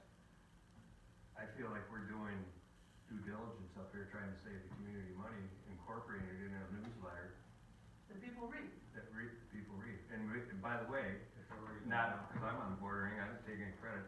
These people, Cheryl and Della, I think we have an awesome newsletter. I think more and more people read it than they ever have. And they read that spring newsletter, wanna know why? Cleanup day information's in it. So we have an They don't throw that in the pile, they wanna know when cleanup day is. We have an opportunity here to critique this, and I think both Ron, can have an opportunity to put their way in on this before we go ahead and say, okay, it's going in the newsletter. I really think we have an opportunity here before us to maybe make something happen here. And I am very sorry that Ron can't be here either. I feel terrible for Ron and his kids. But we have to, and I think Ron would agree with me, we have to move on. We just have to. At the time that I was not able to be here because I had some medical issues going on, when I read my board packet, I went through and I did a memo about things that I was concerned with, things I wanted my opinions known on. And I submitted it to the clerk and she took care of it at the meeting. So you guys knew what my concerns were about certain situations. Right. So And I think Ron can do the same thing. Ron Pop can do I the agree. same thing. I agree. I mean, he got this on Thursday or Friday night when it was sent out, right? It was sent out Thursday afternoon, Yeah. about 2:45. So did he send a list of questions for you to bring up? We had some discussions, yeah. Okay. So he is weighing in Absolutely. Through you. Always, he's always leaning. through you tonight. You bet. All right. Well, I think we ought to go through this one by one, and especially since we have Lindsay here too to help us with it. You know, I read this letter that was directed towards her, and I didn't take too kindly to it. I think that we've got a very good zoning administrator up here. She was asked to do something, and I don't think that it was very kind, some of the words that was put in there directed towards her. I think think she's doing what's asked of her. I've been on this township board maybe too long, I don't know, but I've seen a lot of zoning administrators come and go. And I don't want to lose another one, especially a good one. So I ask that you give our new zoning administrator a little bit of a break. Some respect. Respect for And me, so it's she a does better word. something where she doesn't earn it. Right. Okay, so maybe this part of it, we could go one by one, or what do you want to do, just read one by one, Cheryl, Ella? I like Cheryl to read.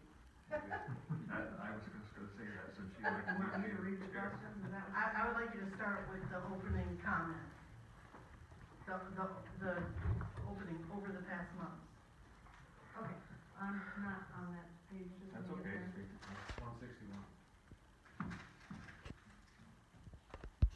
And let me just say, on this thing here, we had received from the township attorney's office, I don't have it right here in front of me, but some information about event barns. And we took some of this wording right from a publication written by the township attorney about event barns. So the opening paragraph says, over the past months, there has been much discussion on the topic of event barns. Typically, event barns are historic agricultural barns/structures which are converted to provide a new venue for weddings, parties, or similar events. That's attorney language. Event barns have both positive and negative benefits. We stole that out of the attorney's publication. We are interested to know what township residents and property owners think regarding these types of facilities. Whitewater Township is attempting to find a balance between the rights of the owners of historic barns and the interests of the community. Thank you for taking time to answer this survey.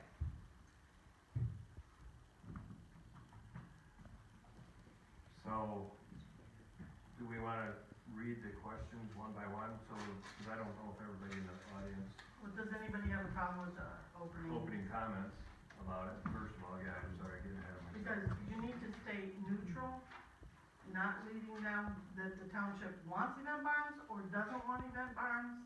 You need to state what an event barn would be. I mean, open to criticism, critique here, Yeah, an Well- opening comment. My first thought is that you're looking at the survey, you're looking at the picture. And the picture is clearly an historic agricultural barn. Would we all agree upon that? I mean, not refurbished for an event center or that, it looks clearly like a historic barn, because it's got the silo over there. Probably not gonna have a silo if you're gonna have an event center barn, you know, it looks like a historic barn. And it states that typically event barns are historic agricultural barns. My thing on it, on the very first question that it goes to, right after that, it says, the district area of the township in what district area of the township would an event barn most suitable? Select all that applies. Well, it just told me.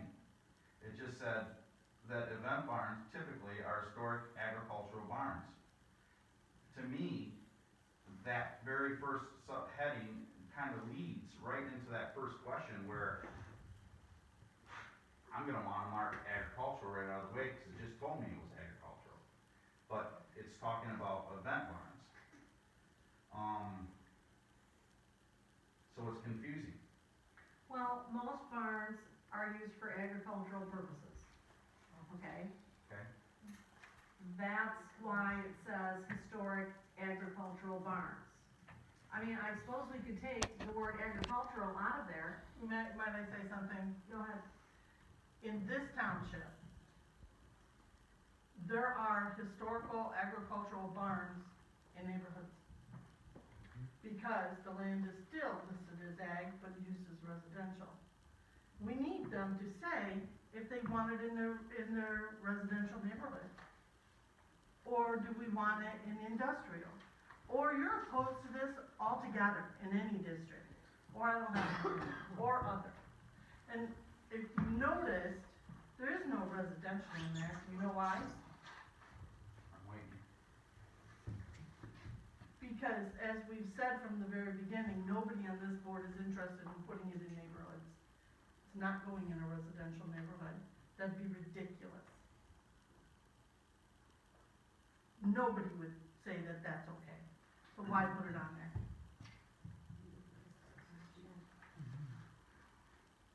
Agricultural, the barns are there. There's barns in commercial.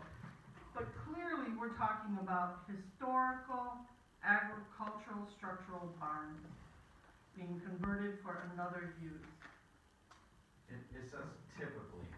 Yeah, that came right out of that, Yeah, I see where it came out of here. I mean, Yeah. I'm looking at the legal part about it too. It says typically. but Okay, truthfully, they have been put in commercial places too. what is it when it's not typically, I guess? You know what I'm saying? I mean, it says typically, event barns are historic agricultural barns. Is that true? That's a true statement. Slash structures.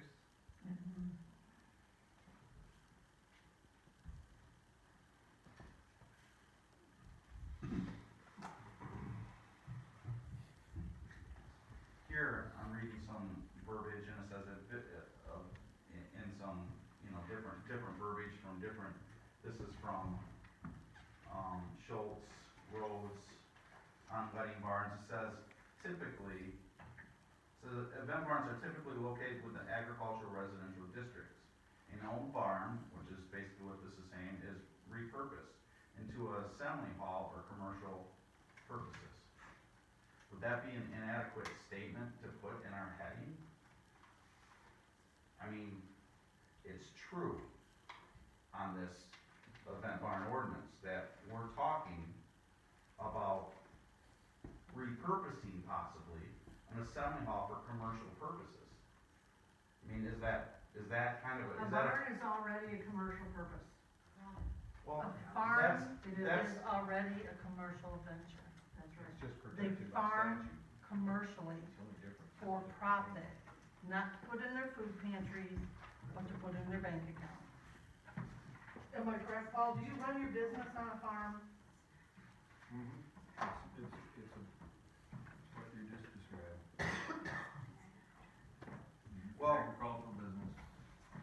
Well, if farming is a commercial purpose, would it be unheard of in defending that statement, would it be unheard of to add this on the heading that's saying an old barn is could be a repurposed into an assembly hall for commercial purposes?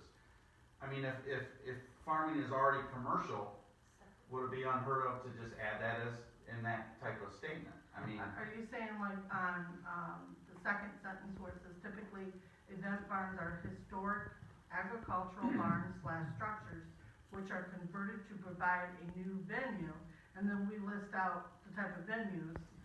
You want me to add at the end of that as a commercial venture? repurposed into an assembly hall for commercial purposes. I don't You're putting think, too much in there. yeah, I think it says a new venue. You like the word assembly hall. To me, we're already saying new venue for weddings, parties, or similar events. All in there.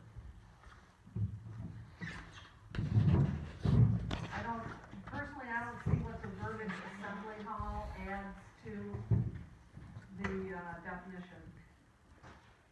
See, now, in my opinion, I would take it, just no offense, Ron, a little different, but assembly hall, I would take it, if I was reading that, I would say, that could mean a lot more than just weddings or parties. Absolutely. Where what's put here before us right now is what we're trying to see. I don't know, I get both sides what you guys are discussing there. I'm just trying to lean to understanding that you had state, Dell, that farming is commercial. It is. Um, That's my opinion. yeah, it's Right. an opinion. Under different zoning acts, it'll beg to differ. The MCL 125.3604 states that zoning boards of appeal have clear authority to issue non-use variances. This poses a problem since use of variances are disfavored under the Michigan Zoning Act. We already have that in our ordinance. Okay. All right. And I suspect it's been in there for a good long while. We got a lot of questions to go over, right? That's just my input. So you would like to see the word commercial venture or something in there? I think so. I think that helps to understand, it gives them a thought of, you know, the truth a little bit, and the fact that you're having choices of agricultural land, commercial land. Somebody might say, well, if it's maybe it's commercial, like farming, so like your opinion that farming is, maybe commercial land is where it should be. That's kind of interesting though, because you would never put farming land on a commercial piece of property, right? You couldn't. But that doesn't mean you can't put commercial on a farming land. You can't. Otherwise farmers See, wouldn't be allowed to do you, business. you wanna limit what the farmer can do, or what somebody with No. agricultural land can do. And people with agricultural land, they have rights too. Oh, I agree, Okay. absolutely. So if they have a barn, or they want to erect a barn that is looking like a historic barn or something, why do you want to keep them from doing that? Why do you, I get it, maybe you don't wanna hear it, No, okay? no, Why we're do just, you, we're why just do you communi- want to, we're why just- do you want, I mean, we may have legislation in the not too distant future that's gonna tie all of our hands, and we aren't going to be able to, prohibit event barns. But to me, it's a legitimate use, and it's not something that goes on 24/7, 365. And so how intrusive is it going to be? I mean, it certainly would be regulated by the township. So I'm not following you seem to want to make sure it doesn't happen on agricultural land. Where are the barns? The barns are on agricultural land, most of them in this township that I know of. So, So, could we look at? we can't do that, is my opinion. We can't do that.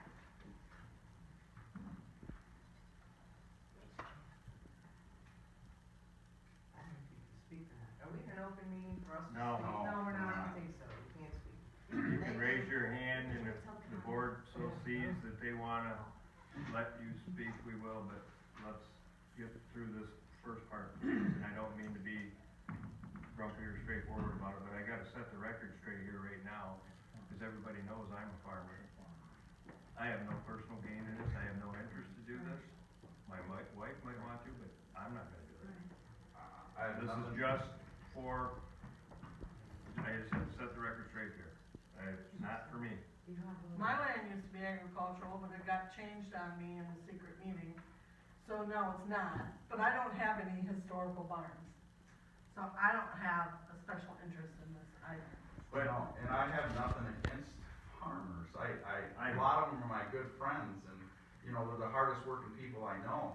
You know, they get up and they have crazy hours, and they farm their asses off, and they hardly get any money at the end of the year sometimes, you know? God But, forbid you should have a bad year. but I know, but at the end of the day, it was agricultural land that you owned. It's agricultural land that you have. It's agricultural land that people are living around. So, you know, it's kind of a double-edged sword in the fact that the people that are living around agricultural land knew what it was when they bought their house. They did? They knew what it was. They had no idea that all of a sudden that land could be special use commercial. Well, what would you rather have the farmer who can't afford to farm anymore sell that agricultural land behind you and turn it into a 200 house subdivision? I mean, they can do that too. Yes. You know? I mean, if it's, hey, no, Bring it on. guys, don't. No, I'm just saying, if you want to control the agricultural land that's close to buy it. Because the owner of that land may not, someday that land's gonna get sold. Someday everybody's land gets sold, okay? Someday somebody's gonna sell that land because they are too old to live on it, or farm it, or whatever. The best we can And hope that is they could sell be- to another farmer. That could, yeah, exactly, they might sell it to another farmer, more likely than not, I mean, they don't sell it to another farmer because somebody will give them big money that wants to do something else with it. I mean, you can't, just because it was agricultural land when you bought there, doesn't mean it's gonna stay agricultural land forever. Is it gonna become commercial land? I would doubt that. But I'm just saying, you can't bank on that I don't know how many acres of agricultural land you have behind you, but you don't own it. You can't control it forever. You're asking, I don't know, you're asking that maybe at a personal level. I guess that when I bought across the house, or across the street, my amount of acreage, across the street from that vast amount of acreage that I gazed at and appreciated for all those years when George Webster owned it, I had, right from day one when I bought my place, I knew that it could be a subdivision. I knew that absolutely it could be a subdivision. Sure. Why couldn't it? It follows under the rules of agricultural land. Sure. You know, so I never in my right mind did I dream that it couldn't be houses. Chances are someone buys a piece of property for that kind of money, they're probably not gonna put. But a house is a subdivision is a rezoning. Okay, it would be rezoned to become a subdivision. It would be rezoned to a planned unit development or residential or whatever. So land can be rezoned. As Lindsay said, you know, it has to meet the fabric of the township, the master plan. It has to be, you know, something has to be supported in the master plan. But the only way to 100% control what happens to a piece of property that you're enjoying the view of is for you to buy it. That was one of the first things I got taught in a new official seminar. You don't own the view. That's right. Cause I thought different.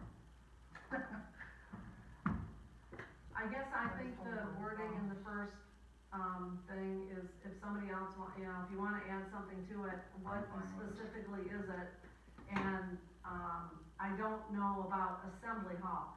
Assembly hall, to me, that sounds like something that you would find in Traverse City. I don't wanna see an assembly hall out here, just like I don't wanna see a barn necessarily turned into a flea market or a concert venue. I don't think anybody here is anticipating But I think all those that, kind of I think events. that is addressed in the survey. Once you get the answers from the survey, when you put together your ordinance, You do it accordingly. you do it accordingly.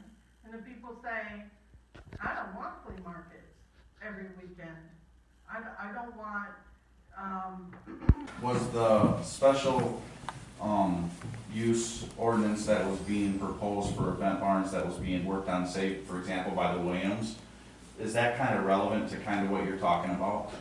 Something like that? I'll be honest with you, Ron, I can't even care about that. That's so far in the past, we shouldn't be basing what we're talking about today on that. We should be looking at going forward with a positive measure to find out what the citizens of this township want in their township, and go from there. I was just using it as a reference, because I know that the planning commission and the, boards, it's come through quite a bit, and, and it's what we have to look at. There was things about that, I mean, as you can see, it started back in October of 2017. Really didn't come to our attention at the board level until much later. So things were happening at the PC level before we had somebody like Lindsay in-house. Lindsay's a very good zoning administrator, very good planner. She has a lot of education, she has a lot of experience. She is not going to lead us down the wrong path, end us up in a lawsuit of some kind. She will tell us what the law says. And I value that. I don't know a lot about Lindsay, but I do know that when I was appointed for supervisor deputy, which is horrifying for me, that Lindsay was the only one here that came up to me and said, is there anything I can do to help you? And that definitely says a lot about someone's character and about what type of person you are. So that I do appreciate. Could we maybe just start with number one and start Yeah. going through it? Yeah, Otherwise, I you know, agree. we're never gonna get. Yeah, I through it. agree. That's right. Number one, in what district/area of the township would an event barn be most suitable? Select all that apply. A, agricultural, B, commercial, C, industrial, D, recreational, E, opposed to this type of development in any district, F, no opinion, G, other. I don't think there's anything leading or suggestive about that question. I don't either, move to number 2. Number two, in your opinion, what is the minimum acreage appropriate for this type of development? Select all that apply. A, 0 to 5 acres, B, 6 to 10 acres, C, 11 to 15 acres, D, 16 to 20 acres, E, 20 plus acres, F, no opinion. We aren't suggesting an answer in any way. We're saying, how much acreage do you think something like this should be on? Should there be a, other where they could write in and they think it needs 500 acres? I'm Sure. just saying, to be fair. Well, we do have that on the. But if we say 20 plus acres, they could have as few as 20 acres. Maybe somebody's not satisfied with that, they want to let us know. Maybe on They all these think it should questions, you be- should have an opportunity for other. I don't know. Thank you. I agree with both of you guys. I'm just throwing that out there, I don't know. That sounds good. You know, it kind of leads to, Leaves it open for. If somebody wants to take the time to fill it out on the other, so be it. And they do. You think so, Rod? yeah, I mean, I think that we should have the option where oppose of all of the above. I mean, maybe there should be an option Well, where. they select all that apply.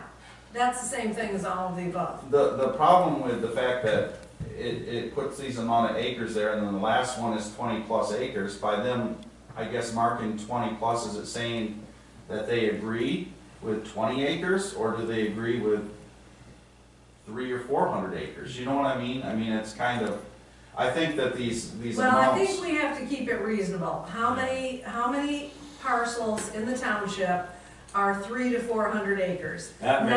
Not too many. Not I mean, contiguous. that's an unreasonable And I will restriction tell to you, put on it. I will tell you the reason why the increments are what they are is a lot of farmers have their lands broken up into small pieces, lots. They're all together. But maybe this particular, Sandy Rennie's a good example. He has a historic barn, he's already doing the agritourism thing. School children come there and he takes them through the mill, he takes them through the orchard, they do the pumpkin stuff. I mean, he's already doing that. He has this big, beautiful, I'm not sure, does he? But if he has this big, beautiful barn there, there's a possibility that that section that the barn is on, which his home is on also, is not connected to the rest of the 500 acres he owns. Do you know what I'm saying? It's contiguous with it, but technically, it's on a parcel of 5 acres. And then the farmland may be owned by the farm corporation. Right. What's your thoughts about, because I know there's a lot of parcels of 20 acres in Whitewater Township that are very narrow, but very long. I mean, I think what's more important about this question is to talk about setbacks, but obviously that's. I think you handle that in the ordinance, don't you? Yeah, that's not. You would have to have buffer language in the ordinance. You'd handle that in the ordinance. And that has to go to a public hearing to be approved. And that, yes, and that goes to a public hearing. So are we changing number 2 in any way? I would like to add G, other. Other. I agree with that. that gives somebody a chance to write in some other acreage or say if they don't want it. I think in the first question, if you answer E, you're opposed to any type of development. That pretty much answers You're pretty everything. much answered the rest of the questions for them. Yeah, we may get some surveys with one question answered and that's it. Are we ready to move on to 3? Yes. Please. In your opinion, what would be an appropriate number of events to be held during each calendar year? A, 0 to 10, B, 11 to 20, C, 21 to 30, D, 30 plus, E, opposed to any number of events, F, no opinion. Should we add the other? I'm not into it. If you want to add it. I think we should. You know, that's an interesting question, the events, you know, what is the definition of event? How many days is an event, you know? And is that something that would come later? You know, the definition of what an event is? It would. I would probably go into It would have to be ordinance. defined. For instance, a wedding, typically, I've been to the Sunshine Barn in Gaylord, which is a beautiful, if you ever get the chance to go by it out on Wilkinson Road and even pull into the property, it's a beautiful event barn that I attended a wedding at last summer. And they had the wedding outside, and then they had the reception inside, but they had a farmhouse there. And all of the wedding party actually stayed, it's a large farmhouse, all of the wedding party actually was able to stay right there. And so I believe they had their, you know, rehearsal probably on Friday evening. So yes, a wedding, for instance, there is more than just the day of the wedding. Okay, but typically the rehearsal dinner isn't a, you know, like a huge party or something. I don't know, I haven't been to that. Anyway, I suppose it could be. But anyways, certainly something like that is, I would think, that event is taking place over the course of a couple days, and then of course everybody's leaving on Sunday, probably. But then you're gonna have other things that are gonna be mostly one-day events. People show up, a reunion, somebody's birthday party, an anniversary party, you know, something like that. I don't think, you know, I guess we don't know all what kind of events people might want to have. I have some idea because I booked the pavilion at the park, and I know we get lots of different kinds of events going on out there. But, you know, the ordinance is gonna speak to the regulations. We can't put everything in a survey that would go into an ordinance. It's just to get the general idea of what the public thinks. You know, and I mean, you mentioned, you know, about, well, at one meeting you said, well, people can, you know, have their events at the Williamsburg Dinner Theater. That's closing. You know, that's gonna be closed in a year or two. So, there are going to be, you know, there's one less place to go. So, I think on this number 2, I think if we add, is it 2 or 3 we're on? We're on 3. Yeah, I do think that, you know, I had mentioned the Williamsburg thing, but I also did it in I don't know, maybe the fact that it's a commercial entity through and through, you know? It's on commercial land, it's commercial. I don't think there's any question that this is going to be a commercial entity. It's going to be someone having events, which is providing a service. You know, there's products and there's services. The money came from it's going on their taxes. You know, there's products and those services, and those are commercial activities. I don't have any, there is absolutely no argument that an event barn is gonna be a commercial activity. None. But farming is already a commercial activity that takes place on agricultural land. Are you guys aware of the event barn that's at the end of Lautner Road that they moved? I've never At been the there. old airport? The Garvey barn? Yep. Yeah. Gorgeous. Yeah. And you don't even know what's back there, and they have several weddings back there. Yeah. You talking about past the railroad tracks? No, if you come up to the end of Lautner Road, from 72, and then it turns gravel. If you cross over, Oh, go all the way back Oh, in. The back old in barn- those trees? The old barn used to sit right on the corner of 72, and Yeah. they moved that back there and you know. Isn't there a really nice house back there too? Oh, yeah. Yeah, I've seen that I house. toured that whole barn 4 or Yeah. 5 years ago. It's a beautiful spot, but Right. I mean, I'm getting off topic here, but I think that there's, yeah, you say it's commercial, then some other people might just want to do it for a hobby now and then. But who knows? I think you need to have the survey, and I agree with what you just said. I think a lot of the other stuff that we're questioning here is gonna come after we get the survey answers back. You can't make decisions on how to zone it and all that. There's a guy that has a barn, and it's just his private party barn, and he can have 100 people in there if he wants. Yep. It's not commercial. It's in an old antique barn. Yep. So are we adding G other to number 3? Yes. Yes, please. Great. Number 4. Do you have any concerns regarding event barns? Select all that apply. A, noise. B, light pollution. C, impact on traffic/roads. D, number of events. E, no concerns about event barns. F, other. And the reason we didn't put all of the above in there is because we said select all that applies. And the reason we did select all that applies is because it gives you different information when you start tabulating the results. You want to know each one of them.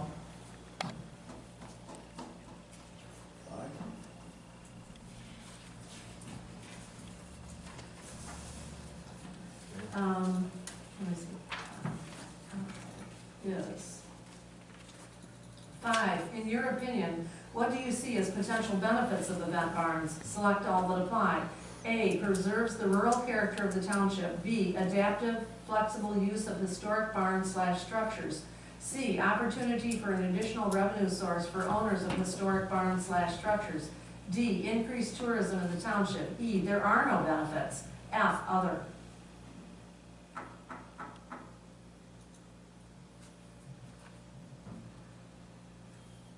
Any objections? Anybody?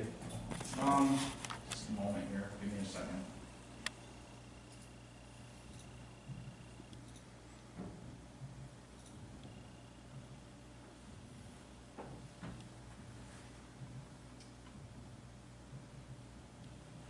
All right, go ahead. Question 6, in your opinion, what types of activities should be allowed to be held at an event barn? Select all that apply. A, weddings/receptions. B, parties, such as anniversaries, graduations, reunions. C, picnics. D, concerts. E, other. Should we add F, none? I mean, That might be a do good we idea. want to make it so that if somebody wants to say none, Of the above. none? Maybe it should be what should not be allowed in the event barn. I think that would be another question. What is the, I like that Consensus. none, Cheryl. That seems fair. Instead of, Gives them an out. add F, none. Number 7, yep. have you attended an event at one of these facilities? Yes, no. I think that's just a very straightforward question. Can we talk about the relevance real quick? I mean, I understand it seems like an easy relevance question, but, I mean, it sounds like, I guess it's a markability question is what I'm understanding. I think it's just a question asking if they've ever been to one. I mean, Yes. so when we compile the survey, it will be tabulated and we'll be able to say people, this many people, or this percentage of people have been to event barns, this percentage of people have not been to event barns. It's just a statistical piece of information. I would say more people than not probably haven't been to event barns since it's a fairly new thing.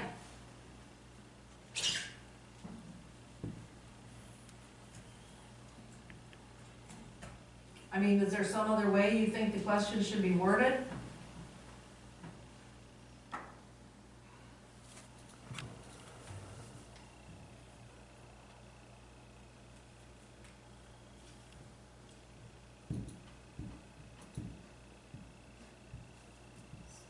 It's more a demographic question than anything.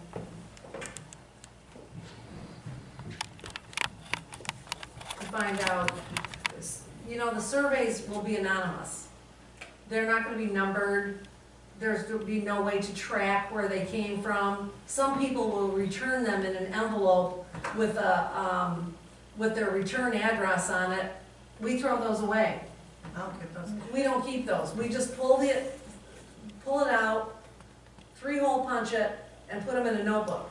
I had no idea on that medical marijuana facility thing. Right. Whose was what? When they came in with the taxes, they got pulled out and put in a separate file. Right. Nobody looked at, didn't really look at it. I mean, or people will be able to drop them off in one of the boxes out here. That's totally anonymous. Right, we're gonna label one of the boxes out there for surveys only. Why would you return a survey in your, with your address? Some people don't care if you know Yeah, they don't they care. are, they don't care. Some people will return it with no return address, I think and that's fine too. I think we're gonna revisit this conversation a couple more down, so let's just kind of continue on. Okay, number 8, Okay, sure. so. Okay, 8 is, if you answered yes to number 7, what was your impression? Parentheses, things that were executed well or could have been improved. Asking for their comments. If you answered yes to number 7, what was your impression? What was your experience? Was it well done? Or was it a disaster? I don't see anything wrong with asking people what their impression was if they have attended an event at one of these facilities.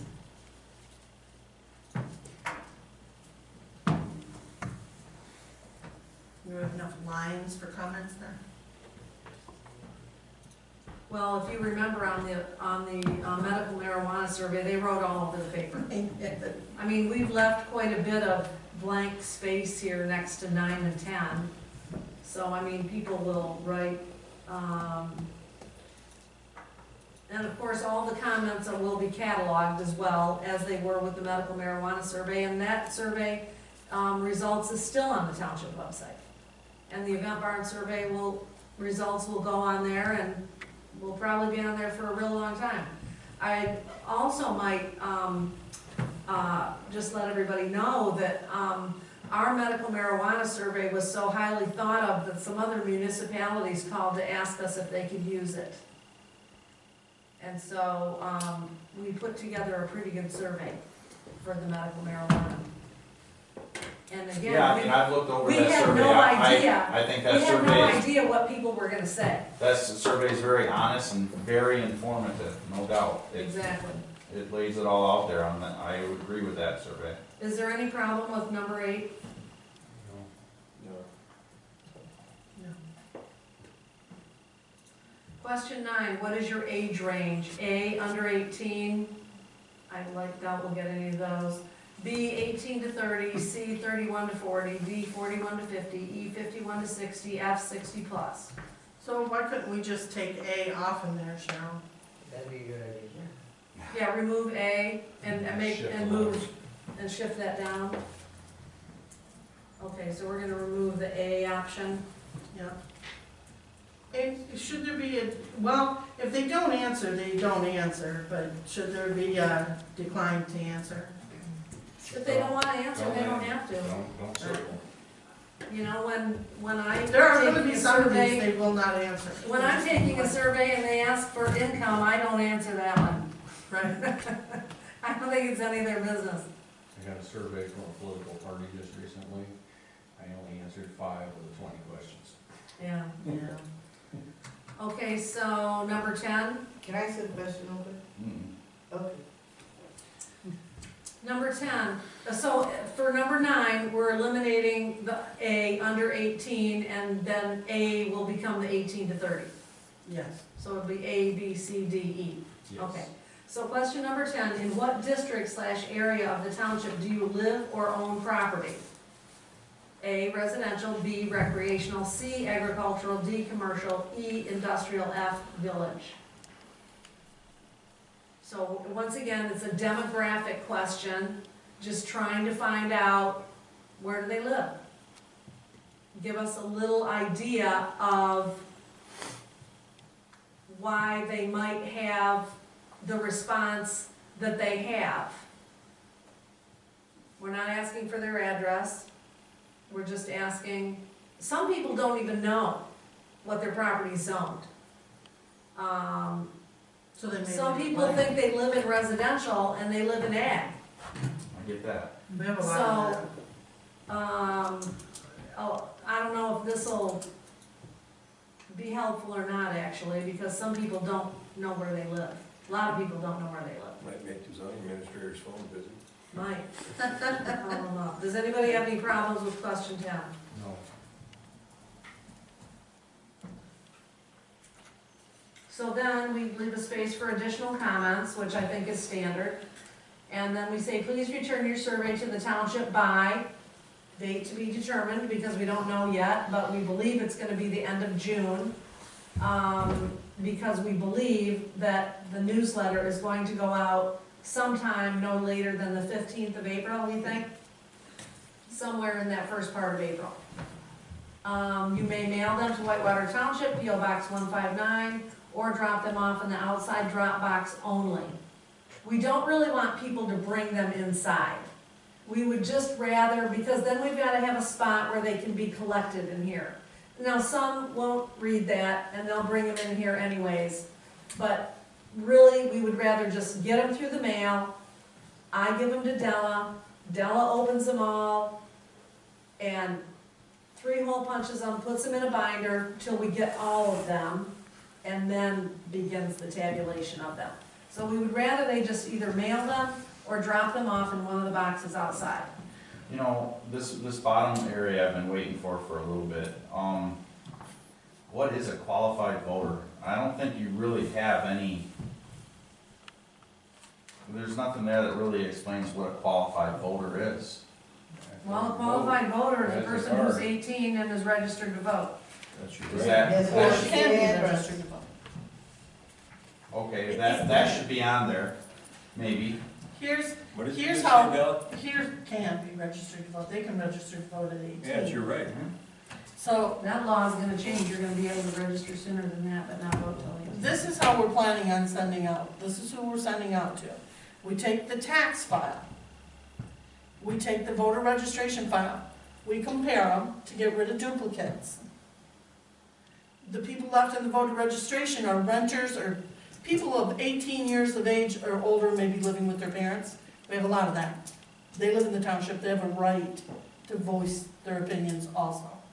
And then you've got the taxpayers, obviously, and the owners, because sometimes that's two different people. So if I've got Ron and Janet backing, I'm gonna send you 2. So Janet can fill out one and Ron can fill out one. That's on your tax form. Okay.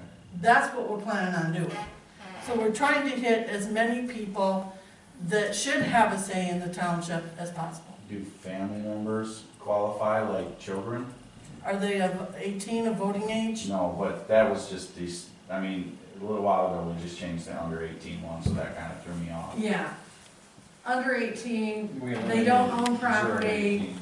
they can't vote, they should not be filling out a survey. Shouldn't it be a registered voter? Well, Well, we're gonna be taking, I'm not Houdini, I don't know who Yeah. everybody has in their homes that aren't You're correct. registered to vote or owning property. they vote somewhere, but So- not here. I'm sorry.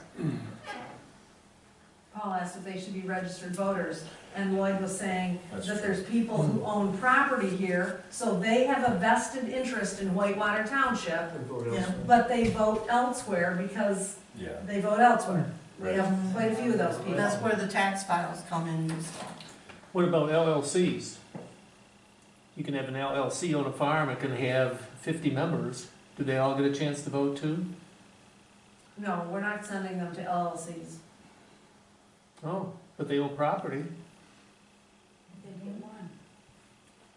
You're talking about businesses.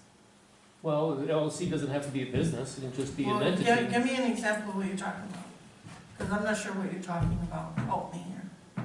Well, you can form an LLC and it owns just this property, period. Just owns the real estate. It doesn't do anything with the real estate, just owns it. Well, they'd probably get one survey. I would think it would go to one person. An LLC usually has an agent, Well, they have a managing member, a managing member. Right. So so they we get would one vote? expect that the managing member. Well, we sent it to them. Pines Cottage is a good one. Right. They've got like 6 members. Mhm. They own cottages. And I've not had them call and say, we want more. But are they registered voters here too?